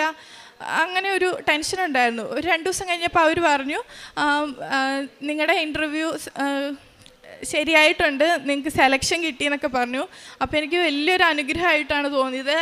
ഞങ്ങൾക്കൊക്കെ അങ്ങനെ പുറത്തോട്ടുള്ളൊരു ഇൻ്റർവ്യൂ കിട്ടാന്നൊക്കെ വെച്ചാൽ വലിയ കാര്യമാണ്. അച്ഛനമ്മയ്ക്ക് അത്രയും പ്രതീക്ഷയോടെയാണ് നേഴ്സിംഗ് ഒക്കെ പഠിപ്പിച്ചിറക്കുന്നത് എല്ലാവരെയും. അപ്പോൾ ആ ഇൻ്റർവ്യൂ ഒക്കെ കിട്ടിയപ്പോൾ ഭയങ്കര സന്തോഷമായി. പിന്നെ പേപ്പർ വർക്കും കാര്യങ്ങളൊക്കെ തുടങ്ങി. VFSൻ്റെ ഓഫീസിൽ പോകണം. അതിനു മുമ്പ് ഞാൻ ഇവിടെ വന്നിട്ടുണ്ടായിരുന്നു. വന്നിട്ട് ഞാൻ പാസ്പോർട്ടൊക്കെ പുതുക്കുന്നതിൻ്റെ അവിടെ മാതാവിൻ്റെ രൂപമുണ്ട്, അവിടെ വെച്ച് പ്രാർത്ഥിച്ചിട്ടൊക്കെയാണ് കൊടുത്തത്. അവിടെ പോയിട്ട് VFSൻ്റെ ഓഫീസിൽ പോകുന്നതിന് മുമ്പ് ഡോക്യുമെൻ്റൊക്കെ കറക്റ്റാക്കി വെക്കണം. ഡോക്യുമെൻ്റ് കറക്റ്റാക്കി കൊടുക്കുന്നതിൻ്റെ എല്ലാ പേപ്പറിലും വിശ്വാസപ്രമാണം ചൊല്ലി കുരിശും വരച്ച് എല്ലാം കൊടുക്കുക. അമ്മയും കുരിശ് വരച്ച് പ്രാർത്ഥിക്കും, ഞാനും കുരിശ് വരച്ചൊക്കെ പ്രാർത്ഥിച്ചാണ് VFSൻ്റെ ഓഫീസിൽ എല്ലാ ഡോക്യുമെൻറ്റ്സും ഹാൻഡ് ഓവർ ചെയ്തത്. അത് കഴിഞ്ഞാൽ അവർ ഏജൻസിക്കാരെന്നോട് പറഞ്ഞു ഇനി വിസ ഇൻ്റർവ്യൂ ഉണ്ടെന്ന് പറഞ്ഞു. വിസ ഇൻ്റർവ്യൂ ചിലപ്പോൾ സ്പാം കോളായിട്ട് വരും, അല്ലെങ്കിൽ മെയിലായിരിക്കും. മെയിലിൽ തന്നെ സ്പാം മെയിലൊക്കെ വരും. അതുകൊണ്ട് ഫുള്ളി അലേർട്ടായിരിക്കണം, ഏത് കോൾ വന്നാലും എടുക്കണം. അല്ലെങ്കിൽ കോളൊക്കെ മിസ്സായിട്ടുണ്ടെങ്കിൽ വിസ ക്യാൻസലാവും എന്ന് പറഞ്ഞു. എനിക്കാണെങ്കിൽ ജോലി കളഞ്ഞിട്ട് ഈ കോളിന് വേണ്ടി ഇരിക്കാനൊന്നും പറ്റത്തില്ല, ജോലി കളയാൻ പറ്റാത്തൊരവസ്ഥയാണ്. അപ്പം ഞാൻ ശരിക്കും ടെൻഷൻ അടിച്ചിരുന്നത്. അപ്പോൾ ഒരു വിസയ്ക്ക് വെച്ച് 2 ആഴ്ച കഴിഞ്ഞപ്പോഴത്തേക്കും എൻ്റെ കൂടെ വിസയ്ക്ക് വെച്ച ഒരു കൊച്ചിന് വിസ ഇൻ്റർവ്യൂ വന്നു എന്ന് പറഞ്ഞു. അപ്പോൾ ഞാൻ നോക്കുമ്പോൾ എനിക്ക് വന്നില്ല. അപ്പോൾ ഭയങ്കര ടെൻഷനായി. പിന്നെ ഞാൻ നോക്കുമ്പം മാതാവിനോട് പ്രാർത്ഥിച്ചെല്ലാം വെച്ചതല്ലേ, വരുമായിരിക്കും എന്ന് വിചാരിച്ചു. 2-3 മാസം കഴിഞ്ഞു, വിസ ഇൻ്റർവ്യൂ ഒന്നും വന്നില്ല. കോളൊക്കെ ഇടയ്ക്ക് സ്പാം കോളൊക്കെ വന്നു പോകുന്നുണ്ടായിരുന്നു. എന്നാലും എനിക്കൊരു ടെൻഷൻ ഉണ്ടോയെന്ന് ചോദിച്ചാൽ ചെറുതായിട്ടുണ്ടായിരുന്നു. പക്ഷേ എന്നാലും മാതാവിനെ ഓർക്കുമ്പോൾ മാതാവ് ശരിയാക്കി തരും എന്നൊരു വിശ്വാസം ഉണ്ടായിരുന്നു. അത് കഴിഞ്ഞിട്ട് ഇടയ്ക്ക് ഞാൻ ഈ ഫെബ്രുവരി ലാസ്റ്റ് ലീവിന് വീട്ടിൽ വന്നപ്പോൾ അമ്മ ഇങ്ങനെ പറഞ്ഞു, രാവിലെ ഞാൻ എണീറ്റ് ഡ്യൂട്ടിക്ക് പോകാൻ വേണ്ടി തുടങ്ങുക. അപ്പോൾ അമ്മ എന്നോട് പറഞ്ഞു, നീ രാവിലെ അച്ഛൻ്റെ ധ്യാനം കേട്ടായിരുന്നു എന്ന് ചോദിച്ചു. ഞാൻ പറഞ്ഞു ഇല്ല എന്ന് പറഞ്ഞു. നീ കേട്ട് നോക്കുമെന്ന് പറഞ്ഞു. അച്ഛൻ്റെ ധ്യാനം കേട്ടപ്പോൾ അച്ഛൻ അതിൽ മാർച്ച് 7 സ്പെസിഫൈ ചെയ്ത് പറഞ്ഞായിരുന്നു. ഒരു വിസയുടെ കാര്യങ്ങൾക്കൊക്കെ ബുദ്ധിമുട്ടുള്ളവർക്ക് ആ ഡേറ്റിന് വെച്ച് പ്രാർത്ഥിച്ചിട്ടുണ്ടായിരുന്നു അച്ഛൻ ആ രാവിലത്തെ ഡെയിലി ബ്രെഡ് ബ്ലെസ്സിങ് പ്രാർത്ഥനയിൽ. അപ്പോൾ അന്നാണ് ഞാനത് കേട്ടിട്ട് ഞാൻ എന്നിട്ട് പോയി. എന്നിട്ട് ഒരു ദിവസം ഡ്യൂട്ടി കഴിഞ്ഞിട്ട് ഇറങ്ങി. ഞാൻ മെയിൽ നോക്കുമ്പോൾ 7-ാം തീയതിയിലത്തെ മെയിൽ ഞാൻ അന്നാണ് കാണുന്നത്, എൻ്റെ പാസ്പോർട്ട് ഡിസ്പാച്ച് ചെയ്തു എന്നും പറഞ്ഞിട്ട്. പക്ഷെ ഞാൻ നോക്കുമ്പോൾ എനിക്ക് ഇൻ്റർവ്യൂ കോളൊന്നും വന്നിട്ടില്ല, മെയിലിൽ ഇൻ്റർവ്യൂ കോൾ വന്നിട്ടില്ല, ഒരു കോളും വന്നിട്ടില്ല. പക്ഷേ പാസ്പോർട്ട് ഡിസ്പാച്ച് ചെയ്തു എന്നും പറഞ്ഞ് കാണിച്ചു. ഞാൻ ഏജൻസി വിളിച്ച് ചോദിച്ചു, മാഡം ഇങ്ങനെയാണ് പാസ്പോർട്ട് ഡിസ്പാച്ച് ചെയ്തു എന്ന് പറഞ്ഞ് മെസ്സേജ് വന്നു, പക്ഷേ ഇൻ്റർവ്യൂ കോളൊന്നും വന്നില്ലല്ലോ എന്ന് പറഞ്ഞു. അപ്പോൾ അവർ പറഞ്ഞു പാസ്പോർട്ട് വന്നു കഴിയുമ്പോൾ നമുക്ക് നോക്കിയിട്ട് പറയാമെന്ന് പറഞ്ഞു. അപ്പോൾ ഞാൻ ഓർത്ത് ഇനി മാതാവ് ഇനി ഇൻ്റർവ്യൂ ഇല്ലാണ്ടാണോ പാസ്പോർട്ട് വരുമോ അതോ വിസ അടിച്ചിട്ടാണോ വരുക, ഇങ്ങനെ ആലോചിച്ച് ചിന്തിച്ച് മാതാവിനോട് ഇങ്ങനെ പ്രാർത്ഥിച്ചുകൊണ്ടിരുന്നു. പിന്നെ ഞാൻ വീട്ടിൽ വന്ന ദിവസം ഇങ്ങനെ സ്വപ്നത്തിൽ എനിക്ക് 23/03 ഈ ഡേറ്റ് തന്നെ വന്നുകൊണ്ടിരിക്കുക. 23/03 എന്താണെന്ന് എനിക്ക് അത്ര ആലോചിച്ചിട്ടും കിട്ടുന്നില്ലായിരുന്നു. അപ്പോൾ അമ്മ എന്നോട് പറഞ്ഞു, അടുത്ത മാസം നിൻ്റെ ബർത്ത്ഡേ അല്ലേ 23 വയസ്സാവൂലേന്ന് ചോദിച്ചു. അപ്പോഴാണ് എനിക്ക് മനസ്സിലായത് മാർച്ച് 13 എനിക്ക് 23 വയസ്സാവും, എൻ്റെ പിറന്നാളാണ്. അപ്പോൾ എനിക്ക് പെട്ടെന്ന് കത്തിയത്. എന്നിട്ട് ഡിസ്പാച്ചായി, സാധനം വന്നു. 13-ാം തീയതി അവരെനിക്ക് മെസ്സേജ് അയച്ചു, മാഡത്തിൻ്റെ പാസ്പോർട്ടിൽ വിസ അടിച്ചു കിട്ടിയിട്ടുണ്ടെന്നും പറഞ്ഞിട്ട്. അന്ന് ആ 13-ാം തീയതി എൻ്റെ പിറന്നാളിൻ്റെ അന്ന് തന്നെ എനിക്ക് അത്രയും വലിയൊരു അനുഗ്രഹമാണ് മാതാവ് തന്നത്. ആ ഡേറ്റ് എനിക്ക് കാണിച്ചത് എനിക്ക് ആദ്യം മനസ്സിലായിട്ടുണ്ടായിരുന്നില്ല. പിന്നെയാണ് എനിക്ക് മനസ്സിലായത് 23 എൻ്റെ പിറന്നാൾ അന്ന് മാർച്ച് 13-നാണെന്നും അന്ന് എനിക്ക് വിസ അടിച്ചു കിട്ടിയപ്പോൾ എനിക്ക് പറഞ്ഞറിയിക്കാൻ പറ്റാത്തൊരു സന്തോഷം. ഒരു ഇൻ്റർവ്യൂ പോലും ഇല്ലാണ്ട് എനിക്ക് വിസ കിട്ടിയത് എന്ത് പറഞ്ഞാലും മതിയാവില്ല. അത്രയ്ക്ക് സന്തോഷവും അത്രയ്ക്ക് മാതാവ് എൻ്റെ കൂടെയുള്ള പോലെ തന്നെയാണ് എനിക്ക് ഇത് ഫീൽ ചെയ്യുന്നത്. പിന്നെ എനിക്ക് പറയാനുള്ളത് മാതാവിൻ്റെ സാന്നിധ്യം എനിക്ക് കിട്ടിയ 2-3 സന്ദർഭങ്ങളാണ്. ആദ്യം തന്നെ എന്താണെന്ന് പറഞ്ഞാൽ, ആദ്യം ഞാൻ ഉടമ്പടി എടുത്തിട്ട് പോയ ആ നാളുകളിൽ ആദ്യമൊക്കെ ഡ്യൂട്ടി കയറുമ്പോൾ ഭയങ്കര ടെൻഷനായിരിക്കും. അപ്പം മാതാവിൻ്റെ തൈലം ഞാൻ വിശ്വാസപ്രമാണം ചൊല്ലി നെറ്റിയിൽ പുരട്ടിയിട്ടൊക്കെ ഡ്യൂട്ടിക്ക് പോയിക്കൊണ്ടിരുന്നത്. അങ്ങനെ തൈലം ഏതാണ്ട് കഴിയാറായി. ആ പുറത്തെ ആ സ്റ്റിക്കറിൻ്റെ താഴെ എത്തി തൈലം തീരാറായി. അപ്പം ഞാൻ വൈകിട്ടത്തെ സായാഹ്ന പ്രാർത്ഥന കഴിഞ്ഞിട്ട് ഞാനിങ്ങനെ ലാസ്റ്റ് മുട്ടുകുത്തിയിരുന്നിട്ട് പറഞ്ഞു, തൈലം കഴിയാറായല്ലോ മാതാവേ എന്ന് പറഞ്ഞു. അപ്പം ഞാൻ ആലോചിച്ചു, ഇനി എന്തായാലും ഉടമ്പടി പുതുക്കാൻ പോകുമ്പോൾ തൈലം കിട്ടുമല്ലോ, അടുത്ത തൈലം കിട്ടുമല്ലോ എന്ന് വിചാരിച്ചു.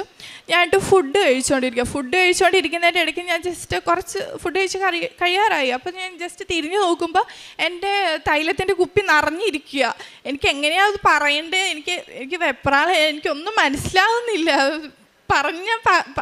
പറഞ്ഞറിയിക്കാൻ പറ്റാത്തൊരു സന്തോഷം. അത് ഞാൻ ജസ്റ്റ് പറഞ്ഞോളൂ, എൻ്റെ തൈലം കഴിയാറായില്ല മാതാവ് എന്ന് പറഞ്ഞോളൂ. അപ്പോഴത്തേക്ക് അത് നിറഞ്ഞിരിക്കുക. ഞാനിട്ടത് അമ്മയ്ക്ക് ഫോട്ടോ എടുത്ത് അയച്ചു കൊടുത്തു. അമ്മ പറഞ്ഞു, മാതാവ് നിൻ്റെ കൂടെ തന്നെയുണ്ട്, അമ്മ വിളിച്ചിട്ടായിരിക്കും നീ കൃപാസനത്തിൽ പോയത്, എല്ലാം മാതാവിൻ്റെ അനുഗ്രഹം എന്ന് പറഞ്ഞു. അപ്പോൾ എനിക്ക് മനസ്സിലായി മാതാവ് എല്ലാത്തിനും കൂടെയുണ്ട്.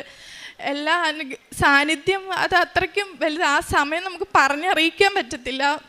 ആ തൈലം ആ കുപ്പിയിൽ നിറഞ്ഞിരിക്കുന്നത് അത് അത്രയ്ക്ക് ഇതായിപ്പോയി. പിന്നെ എനിക്ക് ഡേറ്റ് ചിലതൊക്കെ എനിക്ക് ഡേറ്റ് ഇങ്ങനെ കാണിക്കാറുണ്ട് മാതാവ്, അതുപോലെ എല്ലാം നടക്കാറുണ്ട്. വിസയ്ക്ക് കൊടുക്കാനും വിസ അടിച്ചു വന്നത് എൻ്റെ പിറന്നാളിൻ്റെ ഡേറ്റും അതെല്ലാം എനിക്ക് കാണിക്കാറുണ്ട്. ഞാൻ 13-ാം തീയതി തന്നെ ടിക്കറ്റ് എടുത്തു. ഞാൻ ഏപ്രിൽ 9 പോവാണ്. ഞാൻ സാക്ഷ്യം പറയാൻ വേണ്ടിയാണ് വന്നത്.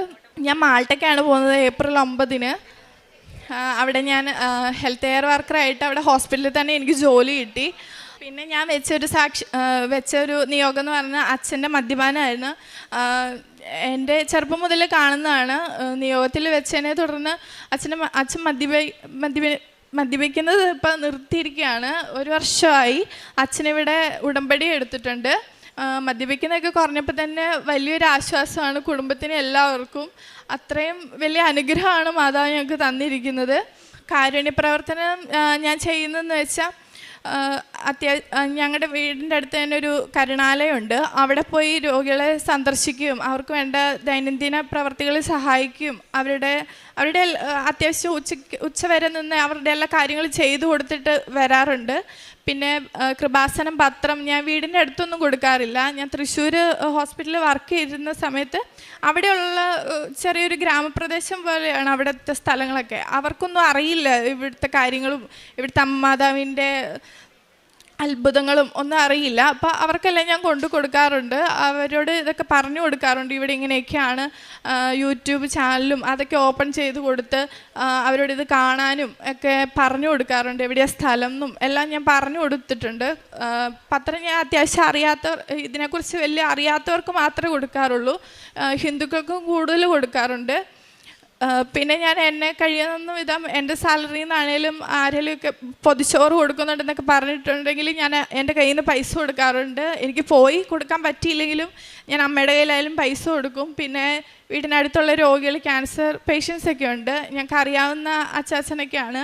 അപ്പോൾ ഇടയ്ക്കൊക്കെ ഞാൻ ലീവിന് വീട്ടിൽ വരുമ്പോൾ പോയി കാണും. എന്നെക്കൊണ്ട് കഴിയുന്ന ചായ കുടിക്കുകയാണെങ്കിൽ ചായ കുടിക്കാനുള്ള പൈസയൊക്കെ എൻ്റെ കയ്യിലുള്ള പോലെ ഞാൻ കൊടുക്കാറുണ്ട്.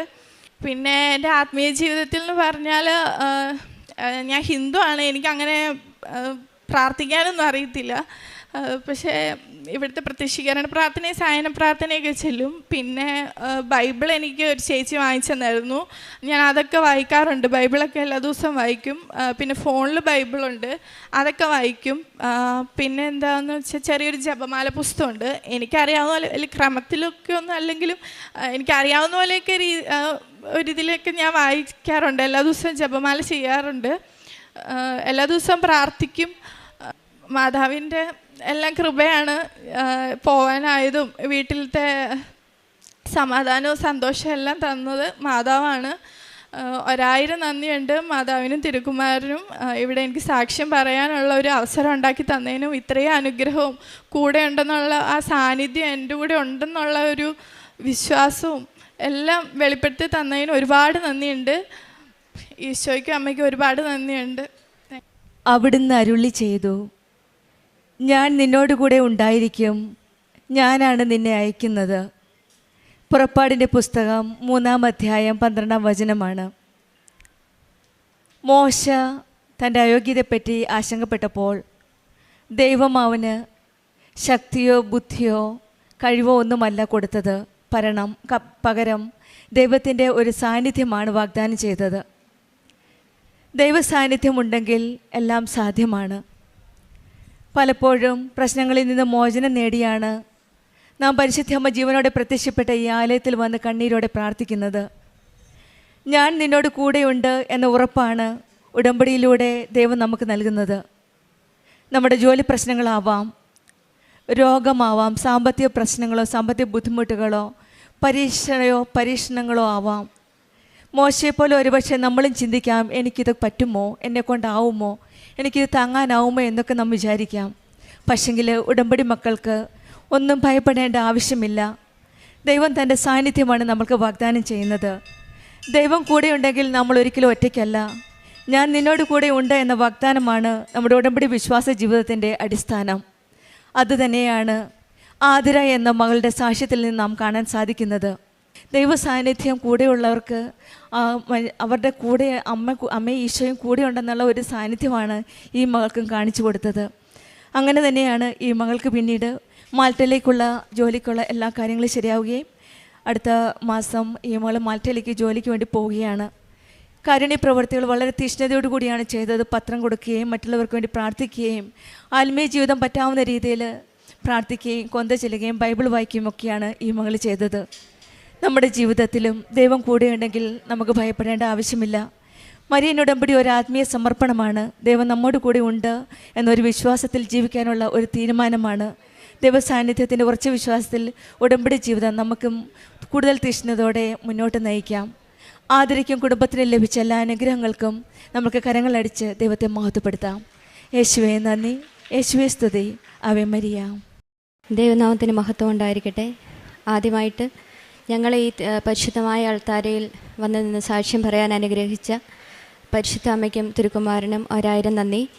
ആദ്യം എനിക്ക് പറയാനുള്ളത്, ഞാൻ ജർമ്മൻ B2 എക്സാം പാസ്സായ സാക്ഷ്യമാണ്. ഞാൻ ജർമ്മൻ പഠിക്കാൻ തീരുമാനിച്ച സമയം തൊട്ട് ഇപ്പോൾ ജർമ്മൻ എക്സാം പാസ്സായത് വരെ അമ്മയുടെ പ്രസൻസ് എപ്പോഴും എൻ്റെ കൂടെ തന്നെ ഉണ്ടായിരുന്നു. ഇടുക്കിയിൽ താമസിക്കുന്ന ഞാൻ പഠിച്ചത് കോഴിക്കോടാണ്. അവിടുന്ന് ഞാൻ കോഴിക്കോട് പോയി പഠിക്കാനുണ്ടായത് വരെ അമ്മയുടെ തീരുമാനമായിരുന്നു എന്ന് ഞാൻ വിശ്വസിക്കുന്നു. ആ പഠിച്ച ഇൻസ്റ്റിറ്റ്യൂട്ടിൻ്റെ എംബ്ലം ഒരു നീലയും പച്ചയും കളറുള്ള എംബ്ലമായിരുന്നു. അതുകൊണ്ട് തന്നെ അത് മാതാവിൻ്റെ പ്രസൻസ് അവിടെ എപ്പോഴും ഉണ്ടെന്ന് ഞാൻ വിശ്വസിക്കുന്നു. ഞാൻ ജർമ്മൻ്റെ എക്സാം ആദ്യം 3 മോഡ്യൂള് ബാംഗ്ലൂരും 1 മോഡ്യൂള് കൊച്ചിയിലുമായിരുന്നു എടുത്തിട്ടുണ്ടായിരുന്നത്. ബാംഗ്ലൂർ എക്സാം എഴുതാൻ പോയ സമയത്ത് തൊട്ട് നല്ലപോലെ പ്രാർത്ഥിക്കുകയും എക്സാം എഴുതുന്ന സമയത്ത് മമ്മിയോട് പറഞ്ഞ് തിരി കത്തിച്ച് വെച്ച് മമ്മി പ്രാർത്ഥിക്കുകയും ഞാനവിടെ പരിശുദ്ധമായ ഉപ്പ് വിതറി പ്രാർത്ഥിക്കുകയും തൈലം പൂശുകയും ഒക്കെ ചെയ്തായിരുന്നു എക്സാമിന് പോകുന്നത്. അവിടെ ചെന്ന് ആൻസർ ഷീറ്റ് കിട്ടുമ്പോഴും ക്വസ്റ്റ്യൻ പേപ്പറിലും not by merit but by grace എന്ന് എഴുതിയിട്ടാണ് ഞാൻ എക്സാം അറ്റൻഡ് ചെയ്തത്. 4 ദിവസത്തിനുള്ളിൽ റിസൾട്ട് വന്നു. ആദ്യത്തെ 3 മോഡ്യൂളും ഫസ്റ്റ് അറ്റംപ്റ്റ് തന്നെ പാസ്സാവാനായിട്ട് അമ്മ മാതാവ് സഹായിച്ചു. 4ാമത്തെ മോഡ്യൂള് കൊച്ചിയിലായിരുന്നു എഴുതിയത്.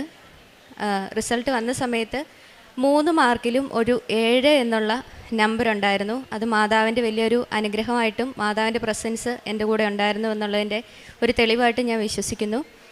4ാമത്തെ മോഡ്യൂൾ ഞാൻ എഴുതിയത് കൊച്ചിയിലായിരുന്നു. 7-ാം തീയതി ആയിരുന്നു എനിക്ക് എക്സാം എഴുതാനുള്ള ഡേറ്റ് കിട്ടിയിരുന്നത്. അപ്പം തന്നെ ഞാനത് മാതാവിൻ്റെ കൂടെ ഉണ്ടെന്നുള്ളതിൻ്റെ തെളിവായിട്ട് കിട്ടിയതാണ് എന്ന് വിശ്വസിച്ചു. സ്പീക്കിംഗ് ആയിരുന്നു കൊച്ചിയിൽ ഞാൻ എടുത്തിരുന്നത്. എക്സാമിന് പോകുന്ന സമയത്ത് ഞങ്ങൾ പോയ വണ്ടിയുടെ ബ്രേക്ക് പാഡ് തേഞ്ഞ് കറക്റ്റ് സമയത്ത് ഞങ്ങൾക്ക് എത്താൻ പറ്റില്ല എന്നുള്ളൊരു അവസ്ഥയിലായി. കുറേ സമയം വണ്ടി റിപ്പയർ ചെയ്യാൻ വേണ്ടിയിട്ടൊക്കെ എടുത്തു. പക്ഷേ കറക്റ്റ് 12:30 അവിടെ ഞങ്ങൾക്ക് അറ്റൻഡ് ചെയ്യേണ്ട സമയം.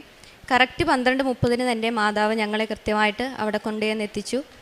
ഞാൻ എക്സാം എഴുതുന്ന സമയത്ത് പുറത്തു നിന്ന് മമ്മി മുട്ടിൽ നിന്ന് പ്രാർത്ഥിക്കുന്നുണ്ടായിരുന്നു, കൊന്തു ചൊല്ലി പ്രാർത്ഥിക്കുന്നുണ്ടായിരുന്നു. തിരിച്ചിറങ്ങി കഴിഞ്ഞ ആഴ്ചയാണ് എൻ്റെ റിസൾട്ട് വന്നത്. ഞാൻ പ്രാർത്ഥിക്കുമ്പോൾ എപ്പോഴും ഇനി എനിക്ക് എക്സാം എഴുതേണ്ട അവസ്ഥ വരുത്തരുതേ മാതാവേ എന്ന് പ്രാർത്ഥിക്കുമായിരുന്നു. കൃത്യം 60 മാർക്ക് തന്ന് സ്പീക്കിങ്ങിൻ്റെ എക്സാമിനും മാതാവിനെ സഹായിച്ചു. അതുപോലെ തന്നെ 3ാമത് ഉടമ്പടി പുതുക്കുമ്പോൾ ഞാൻ പ്രാർത്ഥിച്ചിട്ടുണ്ടായിരുന്നു ഏതെങ്കിലും ഒരു ഇൻസ്റ്റിറ്റ്യൂട്ടിൽ ജർമ്മൻ പഠിപ്പിക്കാൻ വേണ്ടിയിട്ട് ഉള്ള അനുഗ്രഹം തരണേന്ന്. ഇപ്പം ഞാൻ പഠിച്ച അതേ ഇൻസ്റ്റിറ്റ്യൂട്ടിൽ തന്നെ ഞാൻ പഠിപ്പിക്കാനായിട്ട് 1-ാം തീയതി തൊട്ട് കയറി. അത് രണ്ടും എൻ്റെ പ്രധാനപ്പെട്ട 2 സാക്ഷ്യങ്ങളാണ്. എൻ്റെ പേര് ആൻസി. ഞാൻ 2023 ജൂൺ മാസം 21-ാം തീയതിയാണ് ഞാൻ ഉടമ്പടി എടുത്തത്. ഞാൻ ആദ്യമായിട്ടാണ് ഒരു മൈക്ക് ഞാൻ കൈ പിടിക്കുന്നത്. എനിക്ക് ഒത്തിരി കുറവുകളുണ്ട്. ഞാനിവിടെ ഉടമ്പടി എടുക്കാൻ വന്നപ്പം മാതാവിൻ്റെ സ്വരൂപം പ്രദക്ഷിണ സമയത്ത് എനിക്ക് മാതാവിൻ്റെ വിശ്വാസ പ്രമാണം ചൊല്ലി എല്ലാവരും പ്രാർത്ഥിക്കാമെന്ന് പറഞ്ഞു. കണ്ണടച്ച് പിടിച്ച് ഞാൻ കണ്ണടച്ച് പ്രാർത്ഥിച്ചപ്പോൾ എനിക്ക് നല്ല മുല്ലപ്പൂവിൻ്റെ മണം വന്നു. ഞാൻ അന്നേരം പെട്ടെന്ന് കണ്ണു തുറന്ന് നോക്കി. ആരുടെയും തലയിലോ അല്ലെന്ന് വരിയില്ല ആരുടെയും കയ്യിലോ മുല്ലപ്പൂ ഉണ്ടോയെന്നോ എനിക്കന്ന് അറിയില്ലായിരുന്നു അത് മാതാവ് കൂടെയുള്ളതാണെന്ന്. ഞാൻ എന്നിട്ട് നോക്കിയിട്ട് ഒരിടത്തും ഒരു മുല്ലപ്പൂവിൻ്റെ മണം വന്നുള്ളൂ, മുല്ലപ്പൂ കണ്ടില്ല. അത് കഴിഞ്ഞ് ഒരു ദിവസം ഞാനിവിടെ അച്ഛൻ്റെ ആശീർവാദം മേടിക്കാനായിട്ട് ടോക്കൺ എടുക്കാൻ കയറി നിന്നു. അന്ന് എൻ്റെ അനിയത്തി എൻ്റെ കൂടെയുണ്ട്. അന്നേരം അന്നും എനിക്ക് അതുപോലെ തന്നെ മുല്ലപ്പൂവിൻ്റെ മണം വന്നു. ഞാൻ അന്ന് എൻ്റെ അനിയത്തിയോട് ചോദിച്ചു, വല്ല മണം വരുന്നുണ്ടോ എന്ന് ചോദിച്ചു. ഇല്ല ചേച്ചി, എനിക്കൊന്നും വരുന്നില്ലെന്ന് പറഞ്ഞു. പക്ഷേ എനിക്ക് നല്ല മണമായിരുന്നു വന്ന്. അത് കഴിഞ്ഞ് ഇവിടെ ക്യൂവിൽ ഈ അച്ഛനായിരുന്നു ആശീർവാദം തരാൻ നിന്നത്. ഞാൻ ഈ അച്ഛൻ്റെ അടുത്ത് വന്ന് നിന്നു കഴിഞ്ഞ് അതുപോലെ അച്ഛൻ എൻ്റെ തലയിൽ കൈവച്ചു. ആ നിമിഷം എനിക്ക് മുല്ലപ്പൂവിൻ്റെ മണം വന്നു. ഇത് ഞാൻ വീട്ടിൽ പോയിരുന്ന് എൻ്റെ നാത്തുവിനോട് ഫോണിൽ കൂടെ വിളിച്ച് പറഞ്ഞുകൊണ്ടിരുന്നപ്പോൾ ഞാനും ഉണ്ട്, എൻ്റെ ഭർത്താവും ഉണ്ട്, എൻ്റെ മോളും കൂടി ഇരുന്ന് വർത്താനം അത് പറഞ്ഞുകൊണ്ടിരുന്ന സമയത്ത് തന്നെ അന്നേരം അതുപോലെ മുല്ലപ്പൂവിൻ്റെ മണം വന്നു. അന്നേരം മോൾ എഴുന്നേറ്റ് പറഞ്ഞു, മമ്മി മുല്ലപ്പൂവിൻ്റെ മണം വരുന്നല്ലോ. അപ്പം എൻ്റെ ഭർത്താവും പറഞ്ഞുകൊണ്ട് നേരാന്ന് പറഞ്ഞു. എന്നിട്ട് മോൾ എഴുന്നേറ്റ് നേരെ റോട്ടിൽ കൂടി ആരെങ്കിലും പോകുന്നുണ്ടോ എന്ന് നോക്കി. പക്ഷേ ആരും പോകുന്നില്ലായിരുന്നു. അങ്ങനെ എനിക്ക് 4 പ്രാവശ്യം മാതാവിൻ്റെ മണം എനിക്ക് അങ്ങനെ അനുഭവപ്പെട്ടു. പിന്നെ എനിക്ക് അടുത്ത എൻ്റെ സാക്ഷ്യം, എനിക്ക് അലർജിയുടെ അസുഖം ഉണ്ടായിരുന്നു. അത് അലർജി എന്ന് പറഞ്ഞാൽ തുമ്മൽ വന്നു കഴിഞ്ഞാൽ ഞാൻ തുമ്മുന്നത് രാവിലെ അങ്ങ് തുടങ്ങിയാൽ രാത്രി കിടന്നുറങ്ങത്തില്ല. എപ്പോഴും തുപ്പണം, എപ്പോഴും നിറഞ്ഞു വരും, എപ്പോഴും അതുപോലെയാണ്. അതുപോലെ കുളിച്ചു കഴിഞ്ഞ് എൻ്റെ ശരീരത്തെ വെള്ളം അങ്ങ് മാറിക്കഴിയുമ്പോൾ അങ്ങ് ചൊറിച്ചിൽ തുടങ്ങും. ചൊറിച്ചിൽ വന്നു കഴിഞ്ഞാൽ ചൊറിയാൻ എനിക്കറിയത്തില്ല, എങ്ങനെ ചൊറിയണമെന്ന് എനിക്കറിയത്തില്ല. ആ തരത്തിലാണ് ഞാൻ കട്ടിലേ കിടന്ന് ഉരുളുമായിരുന്നു. അപ്പം ഞാനിവിടെ നിയോഗമൊന്നും വെച്ചില്ല. ഞാനിവിടെ ഉടമ്പടി എടുത്തു കഴിഞ്ഞ് വെച്ചിട്ട് ഞാൻ 3 വർഷമായി 3 വർഷമാകാൻ പോകുന്നു ഉടമ്പടി എടുത്തിട്ട്. എനിക്ക് ഇപ്പം ആ അലർജി ഇല്ല. അലർജി എന്ന് പറഞ്ഞാൽ ഞാൻ അങ്ങനെയുള്ളൊരു തുമ്മലും ഇല്ല, ചൊറിച്ചിലും എൻ്റെ അമ്മ മാതാവും ഈശോയും എനിക്ക് മാറ്റി തന്നിരിക്കുന്നു. അടുത്തായിട്ട് എനിക്ക് എൻ്റെ ഞങ്ങൾ ഏലകൃഷിക്കാരാണ്. ഞങ്ങളുടെ പറമ്പിൽ തത്ത വരിക എന്ന് പറഞ്ഞാൽ 1-2 തത്തയല്ല, 10, 25, 30 തത്തയാണ് വരുന്നത്. തത്ത വന്നു കഴിഞ്ഞാൽ ഞങ്ങളുടെ ഏലത്തിൻ്റെ ശരം കണ്ടിച്ച് കളയും. എന്നിട്ട് കൊത്തിപ്പറിച്ച് ചെതറിച്ചിട്ടേക്കും. അതും ഒരു കൂട്ടം ഇങ്ങ് വരുവാണ്. അപ്പോൾ ഞങ്ങൾ പടക്കം പൊട്ടിച്ച് നോക്കി, പല ഇതിലും ഓടിച്ച് നോക്കി. ഞങ്ങൾ ആൾക്കാരുള്ളപ്പോൾ അത് പറന്ന് മരത്തിൽ മണ്ടേ വന്നിരിക്കും. അത് കഴിയുമ്പം പിന്നെയും വന്ന് ഇത് കുത്തിപ്പറിക്കുകയാണ്. അപ്പോൾ എന്ത് ചെയ്യണമെന്ന് അറിയത്തില്ല. അന്നേരം ഇപ്പം ഞങ്ങൾ ഓർക്കുന്നത്, ഞാനും ഈ മോളും കൂടി ഞങ്ങളുടെ പറമ്പിൻ്റെ അതിര് വഴി നമ്മുടെ ഉടമ്പടി ഉപ്പെടുത്തോണ്ട് പോയി 4 മൂലയിലും വിതറി പിറ്റേ ദിവസം തൊട്ട് ആ തത്ത അങ്ങ് പോയി. അത് 2023 2024 തത്തയുടെ ശല്യം ഉണ്ടായില്ല. 2025 പിന്നെയും അതുപോലെ തന്നെ ഞങ്ങൾ കായെടുത്തോണ്ട് കഴിയുമ്പോൾ തത്ത വന്ന് കുത്തിപ്പറിച്ചിട്ടേക്കെന്ന് കണ്ടു. അന്ന് ഞങ്ങൾ ഇതുപോലെ തന്നെ ഉടമ്പടി 4 മൂലയിലും വിതറി. പിറ്റേ ദിവസം തൊട്ട് തത്തയുടെ ശല്യം നിന്നു. ഞങ്ങളുടെ അയലോക്കംകാരുടെ പറമ്പിലും ഉണ്ടായിരുന്നു. അവർക്ക് വേണ്ടിയിട്ട് ഞാൻ പ്രാർത്ഥിച്ച ചെയ്തു. അവിടുന്ന് അത് മാറിക്കിട്ടി. പിന്നെ പന്നി, മുള്ള ഏലത്തിൻ്റെ ചിമ്പ് വന്ന് കടിച്ചു പറിച്ച് ഇടുമായിരുന്നു. അതും ഞങ്ങളിങ്ങനെ ഉപ്പ് വിതറി. പിന്നെ പന്നിയുടെ ശല്യത്തിൽ നിന്നും, മുള്ളം പന്നിയുടെ ശല്യത്തിൽ നിന്നും ഞങ്ങളുടെ പറമ്പ് രക്ഷപ്പെട്ടു. പിന്നെ മോളുടെ എക്സാമിനെ പറ്റി പറഞ്ഞത്, അതും മോളുടെ എക്സാമിൻ്റെ സമയത്ത് പരീക്ഷ എഴുതുമ്പോൾ മമ്മി മോൾക്ക് വേണ്ടി തിരി കത്തിച്ച് പ്രാർത്ഥിച്ചു. ഞാൻ 2 തിരിയും, പച്ചത്തിരിയും നീലത്തിരിയും കത്തിച്ച് വെച്ച് മുട്ടുമേൽ നിന്ന് ഞാൻ പ്രാർത്ഥിച്ചു. എൻ്റെ മകളുടെ കൂടെ അമ്മ മാതാവ് ഈശോയും കാണണേന്ന് പ്രാർത്ഥിച്ചു. അതിൻ്റെ ഫലമായിട്ട് എൻ്റെ മോള് പറഞ്ഞല്ലോ പാസ്സായ എല്ലാ കാര്യങ്ങളും. അന്ന് മോളുടെ കൂടെ കൊച്ചി പരീക്ഷ എഴുതാൻ പോകുമ്പോൾ മോളുടെ ഒരു കൂട്ടുകാരത്തെയും വന്നിട്ടുണ്ടായിരുന്നു. അപ്പോൾ അത് കണ്ണൂരിൽ നിന്ന് വന്ന കൊച്ചായിരുന്നു. ആ കൊച്ചിനെ അപ്പം സമയം കടന്നുപോയി. പെട്ടെന്ന് ഞങ്ങൾ സമയം നോക്കുമ്പോൾ 11 മണി കഴിഞ്ഞു. ഗൂഗിൾ റൂട്ട് മാപ്പ് നോക്കിക്കഴിഞ്ഞപ്പോൾ 1.5 മണിക്കൂറും കൂടെ വേണം അവിടെ കൊച്ചി ചെല്ലണമെന്ന് വരിക. എങ്ങനെ ചെല്ലുമെന്ന് അറിയത്തില്ല. ഞാൻ ഒരു കയ്യിൽ കൊന്തയും ഒരു കയ്യിൽ എൻ്റെ മാതാവിനെയും വെച്ച്, മാതാവിൻ്റെ കാശുരവും വെച്ച്, മനുഷ്യർക്ക് അസാധ്യമായത് ദൈവത്തിന് സാധ്യമാണ് എന്ന് ബൈബിൾ വാക്യം പറഞ്ഞ് പ്രാർത്ഥിച്ച് കൊന്ത ചൊല്ലിപ്പോയി. കൃത്യം പരീക്ഷയ്ക്ക് സമയത്ത് കൃത്യം അവിടെ കയറുന്നു. അപ്പം ഞാൻ ഓർത്തു, ഞങ്ങൾ ഈ കൊച്ചു തന്നെയായിരുന്നു കുഴപ്പമില്ല. കണ്ണൂരിൽ നിന്ന് വന്നൊരു കൊച്ചും കൂടിയുണ്ട്. ആ കൊച്ചിനെ ഇവിടുന്ന് പരീക്ഷ എഴുതാൻ കൊണ്ടിട്ട് അതിന് എഴുതിക്കാതെ വന്നു കഴിഞ്ഞാൽ എന്നാ ചെയ്യും? ഞാൻ പ്രാർത്ഥിച്ചതിൻ്റെ ഫലമായി കൃത്യം 12:30 സമയത്ത് കൃത്യം ആ വാതൊക്കെ കൊണ്ടുപോയി ഞങ്ങളുടെ വണ്ടി നിൽക്കാൻ അമ്മ മാതാവ് ഈശോ ഞങ്ങളെ അനുഗ്രഹിച്ചു. എൻ്റെ പ്രേക്ഷിത പ്രവർത്തനം, ഞാൻ പത്രം മേടിച്ച അയൽക്കാരുടെ അടുത്ത വീടുകളിൽ കൂടെയും ഓട്ടോ സ്റ്റാൻഡിലും ദൂരെ ഓട്ടോ സ്റ്റാൻഡിലും നെടുമ്പാശ്ശേരി വിമാനത്താവളത്തിൽ വരെയും ഞാൻ എൻ്റെ പത്രം കൊണ്ട് കൊടുക്കും. ആരെങ്കിലും ഇത് വായിക്കുന്നവർക്ക് മാത്രമേ ഞാൻ കൊടുക്കുള്ളൂ. ഒരു കാരണവശാലും ഞാൻ കടയിൽ കൊടുക്കുകയില്ല. അതിന് വെച്ചാൽ ഒരു ദിവസം ഞങ്ങൾ കടയിൽ നിന്ന് സാധനം മേടിച്ചപ്പം ഈ പത്രത്തിലാണ് പൊതിഞ്ഞിട്ട് തന്നത്. അതുകൊണ്ട് ഞാൻ മോളോടും പറയും, ഒരു കാരണവശാലും പത്രം കട വഴി കൊടുത്തേക്കരുത്.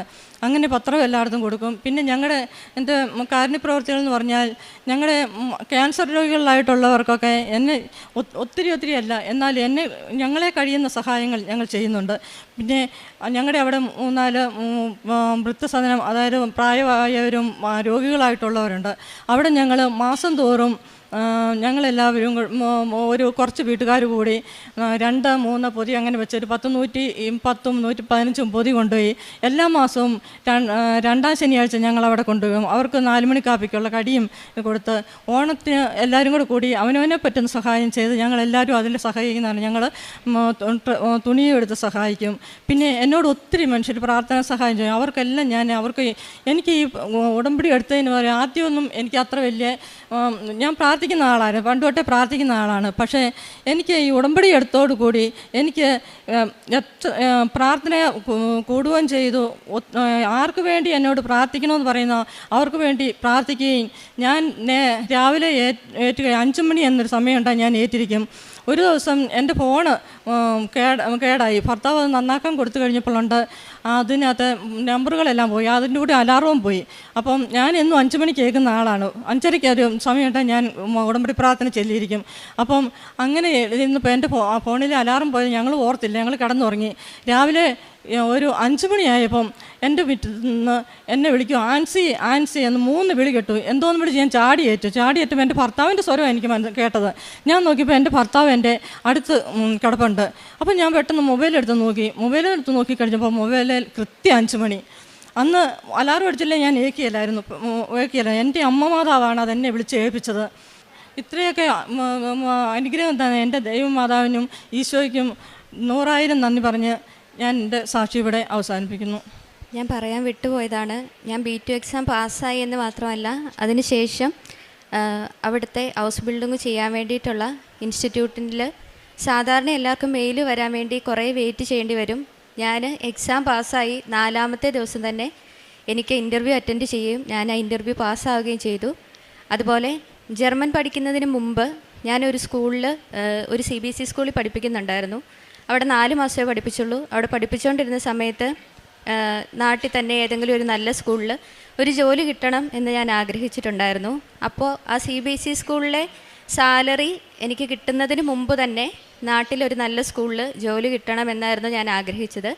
അതുപോലെ തന്നെ കറക്റ്റ് 5-ാം തീയതി എനിക്ക് വീടിൻ്റെ തൊട്ടടുത്ത്, അതായത് വീട്ടിൽ നിന്ന് ഒരു 10 മിനിറ്റ് ദൂരം മാത്രമുള്ള ഒരു സ്ഥലത്ത് ജോലി കിട്ടുകയും അവിടുത്തെ പിള്ളേർക്ക് നല്ലതുപോലെ എല്ലാം പറഞ്ഞു കൊടുക്കാൻ സഹായിക്കുക, അവർക്ക് നല്ല റിസൾട്ട് ആ വർഷം മാതാവിൻ്റെ സഹായത്തോടെ എല്ലാം ഒത്തുവന്നു.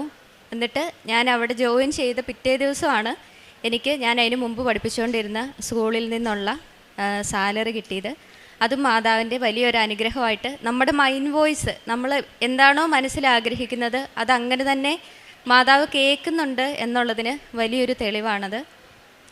പ്രേക്ഷിത പ്രവർത്തനങ്ങൾ മമ്മി പറഞ്ഞ പോലെ തന്നെ അനാഥാലയത്തിൽ പോവുകയും പറ്റുന്ന പോലെയുള്ള സഹായം മറ്റുള്ളവർക്ക് ചെറിയ തോതിലൊക്കെ പൈസ കൊടുത്ത് സഹായിക്കുകയൊക്കെ ചെയ്യാറുണ്ട്. ഉടമ്പടി എടുക്കുന്നതിന് മുമ്പ് മമ്മി ആദ്യം ഉടമ്പടി എടുത്തു. മമ്മിയുടെ ഉടമ്പടിയിൽ ഞാൻ പ്രാർത്ഥിക്കുന്നുണ്ട്. എന്തെങ്കിലുമൊക്കെ ആവശ്യം വന്നാൽ സാധാരണ പോലെ പ്രാർത്ഥിക്കും, പിന്നെ കുറേ പരാതി പറയും, കരയും, അങ്ങനെയൊക്കെ ആയിരുന്നു അത്രയും നാൾ. ഉടമ്പടി എടുത്തതിന് ശേഷം കുറേ വ്യത്യാസം വന്നു. ആദ്യമൊക്കെ ഞാൻ ഉടമ്പടിയിൽ നല്ല ഉഴപ്പായിരുന്നു. എന്നാലും ഞാൻ പ്രാർത്ഥിച്ച കാര്യങ്ങളൊക്കെ മാതാവ് എനിക്ക് നടത്തി തന്നു. അപ്പോൾ എനിക്ക് തോന്നി ഞാൻ കാണിക്കുന്നത് നന്ദികേടാണ്, ഇങ്ങനെ ആയാൽ പോരാ എന്ന് തോന്നി. അതിനുശേഷം ഇപ്പോൾ കൃത്യമായിട്ട് ഞാൻ കാര്യങ്ങളെല്ലാം ചെയ്യാനായിട്ട് ശ്രമിക്കാറുണ്ട്, എല്ലാം ചെയ്യാൻ പറ്റുന്നുണ്ട്. കൃത്യമായിട്ട് എന്നും പള്ളിയിൽ പോകാനും നോമ്പെടുക്കാനും അങ്ങനെയുള്ള എല്ലാം ചെയ്യാൻ പറ്റുന്നുണ്ട്. ഈ അനുഗ്രഹങ്ങളെല്ലാം ചെയ്തു തന്ന മാതാവിനും ഈശോയ്ക്കും 1000 നന്ദി പറയുന്നു. സങ്കീർത്തനങ്ങൾ 75:1. ദൈവമേ, ഞങ്ങൾ അങ്ങേക്ക് നന്ദി പറയുന്നു, ഞങ്ങൾ അങ്ങേക്ക് കൃതജ്ഞത അർപ്പിക്കുന്നു. ഞങ്ങൾ അങ്ങയുടെ നാമം വിളിച്ചപേക്ഷിക്കുകയും അങ്ങയുടെ അത്ഭുത പ്രവൃത്തികളെ പ്രകീർത്തിക്കുകയും ചെയ്യുന്നു. ജിൻസി എന്ന ഈ മകളും ആൻസി എന്ന ഈ അമ്മയും ഉടമ്പടി ജീവിതത്തിൽ ലഭിച്ച തുടർച്ചയായ അനുഗ്രഹങ്ങളെ അമ്മയുടെ തൃക്കരങ്ങളിൽ നന്ദിയോടുകൂടി സമർപ്പിക്കുകയാണ്. രണ്ടുപേരും അവരുടെ ജീവിതത്തിൻ്റെ, കുടുംബത്തിൻ്റെ ഏറ്റവും പ്രധാനപ്പെട്ട മേഖലകളെയും അതിൽ പ്രതിസന്ധിയുടെ നിമിഷങ്ങളിൽ അമ്മ എങ്ങനെ കരം ചേർത്ത് പിടിച്ച് വഴി നടത്തിയെന്നും നമ്മളോട് പങ്കുവയ്ക്കുകയാണ്.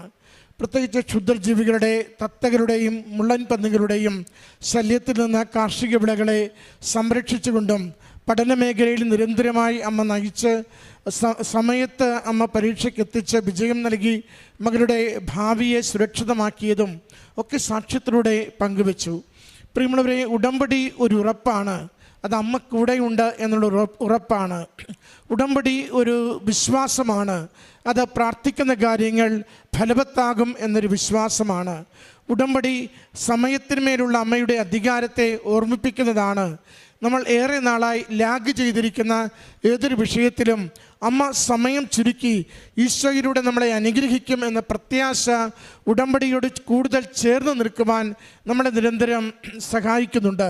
അതുകൊണ്ട് ഉടമ്പടി എടുക്കുമ്പോൾ നമ്മളിൽ രൂപപ്പെടേണ്ട ഒരു ആത്മീയ അവസ്ഥ, മാനസിക അവസ്ഥ, ഇത് വെറുതെ ലക്ഷ്യം കാണാതെയുള്ള ഒരു യാത്രയ്ക്കുള്ള തുടക്കമല്ല, മറിച്ച് എൻ്റെ അമ്മയോടും ഈശോയോടുമൊപ്പം എൻ്റെ ജീവിത വിഷയങ്ങൾ എന്തു തന്നെയാവട്ടെ, എത്ര കണ്ട് രൂക്ഷമായതാവട്ടെ, എത്ര എത്ര കണ്ട് ഞാൻ വേദനിക്കുന്നതാവട്ടെ, അതിന്മേൽ ദൈവം തീരുമാനമെടുക്കുന്ന ഒരു പ്രക്രിയയിലേക്ക് എന്നെ തന്നെ ഞാൻ വിട്ടുകൊടുക്കുന്നു എന്നതാണ് ഉടമ്പടിയിൽ നമ്മൾ ചെയ്യുന്നത്. അതുകൊണ്ട് വിട്ടുകൊടുക്കൽ എത്രത്തോളം പൂർണ്ണമാകുന്നുവോ അത്ര വേഗത്തിൽ ഉടമ്പടി പ്രകാരമുള്ള അനുഗ്രഹങ്ങൾ നമുക്ക് സംപ്രാപിക്കുവാൻ സാധിക്കുകയും ചെയ്യും. അമ്മയോട് പറയേണ്ടത്, അമ്മയുടെ മകനായി മകളായി ഉടമ്പടിയിൽ കൂടുതൽ ഉറച്ചു നിൽക്കുവാൻ ഞങ്ങളെ സഹായിക്കണമേ. ഉടമ്പടിയുടെ ഓരോ കാര്യവും ഭാരപ്പെട്ട് ചെയ്യുവാനല്ല, സ്നേഹത്തോടെ ചെയ്യുവാൻ ഞങ്ങളെ നിരന്തരം നയിക്കണമേ. അതുവഴി അമ്മയുടെ ഈശോയുടെ നാമം മഹത്വപ്പെടുത്തുവാൻ, അമ്മയും ഈശോയും നൽകുന്ന അനുഗ്രഹങ്ങൾ ജീവിതത്തിൽ അനുഭവിക്കുവാൻ ഞങ്ങളെ സഹായിക്കണമേ എന്ന്. നമ്മളും അനുഗ്രഹിക്കപ്പെടും, നമ്മുടെ കണ്ണീരും തുടയ്ക്കപ്പെടും, നമ്മുടെ അലച്ചിലുകൾക്കും അവസാനമുണ്ടാവും. ഉടമ്പടിയോട് നമുക്കൊരു വിശ്വസ്തതയുണ്ടെങ്കിൽ ഈ കുടുംബത്തിൽ ലഭിച്ച അനുഗ്രഹങ്ങൾക്ക് അമ്മ മാതാവിനും തിരുക്കുമാരനും നന്ദി പറഞ്ഞുകൊണ്ട് കരങ്ങളടിച്ച് ഈ സാക്ഷ്യം നമുക്ക് സമർപ്പിക്കാം.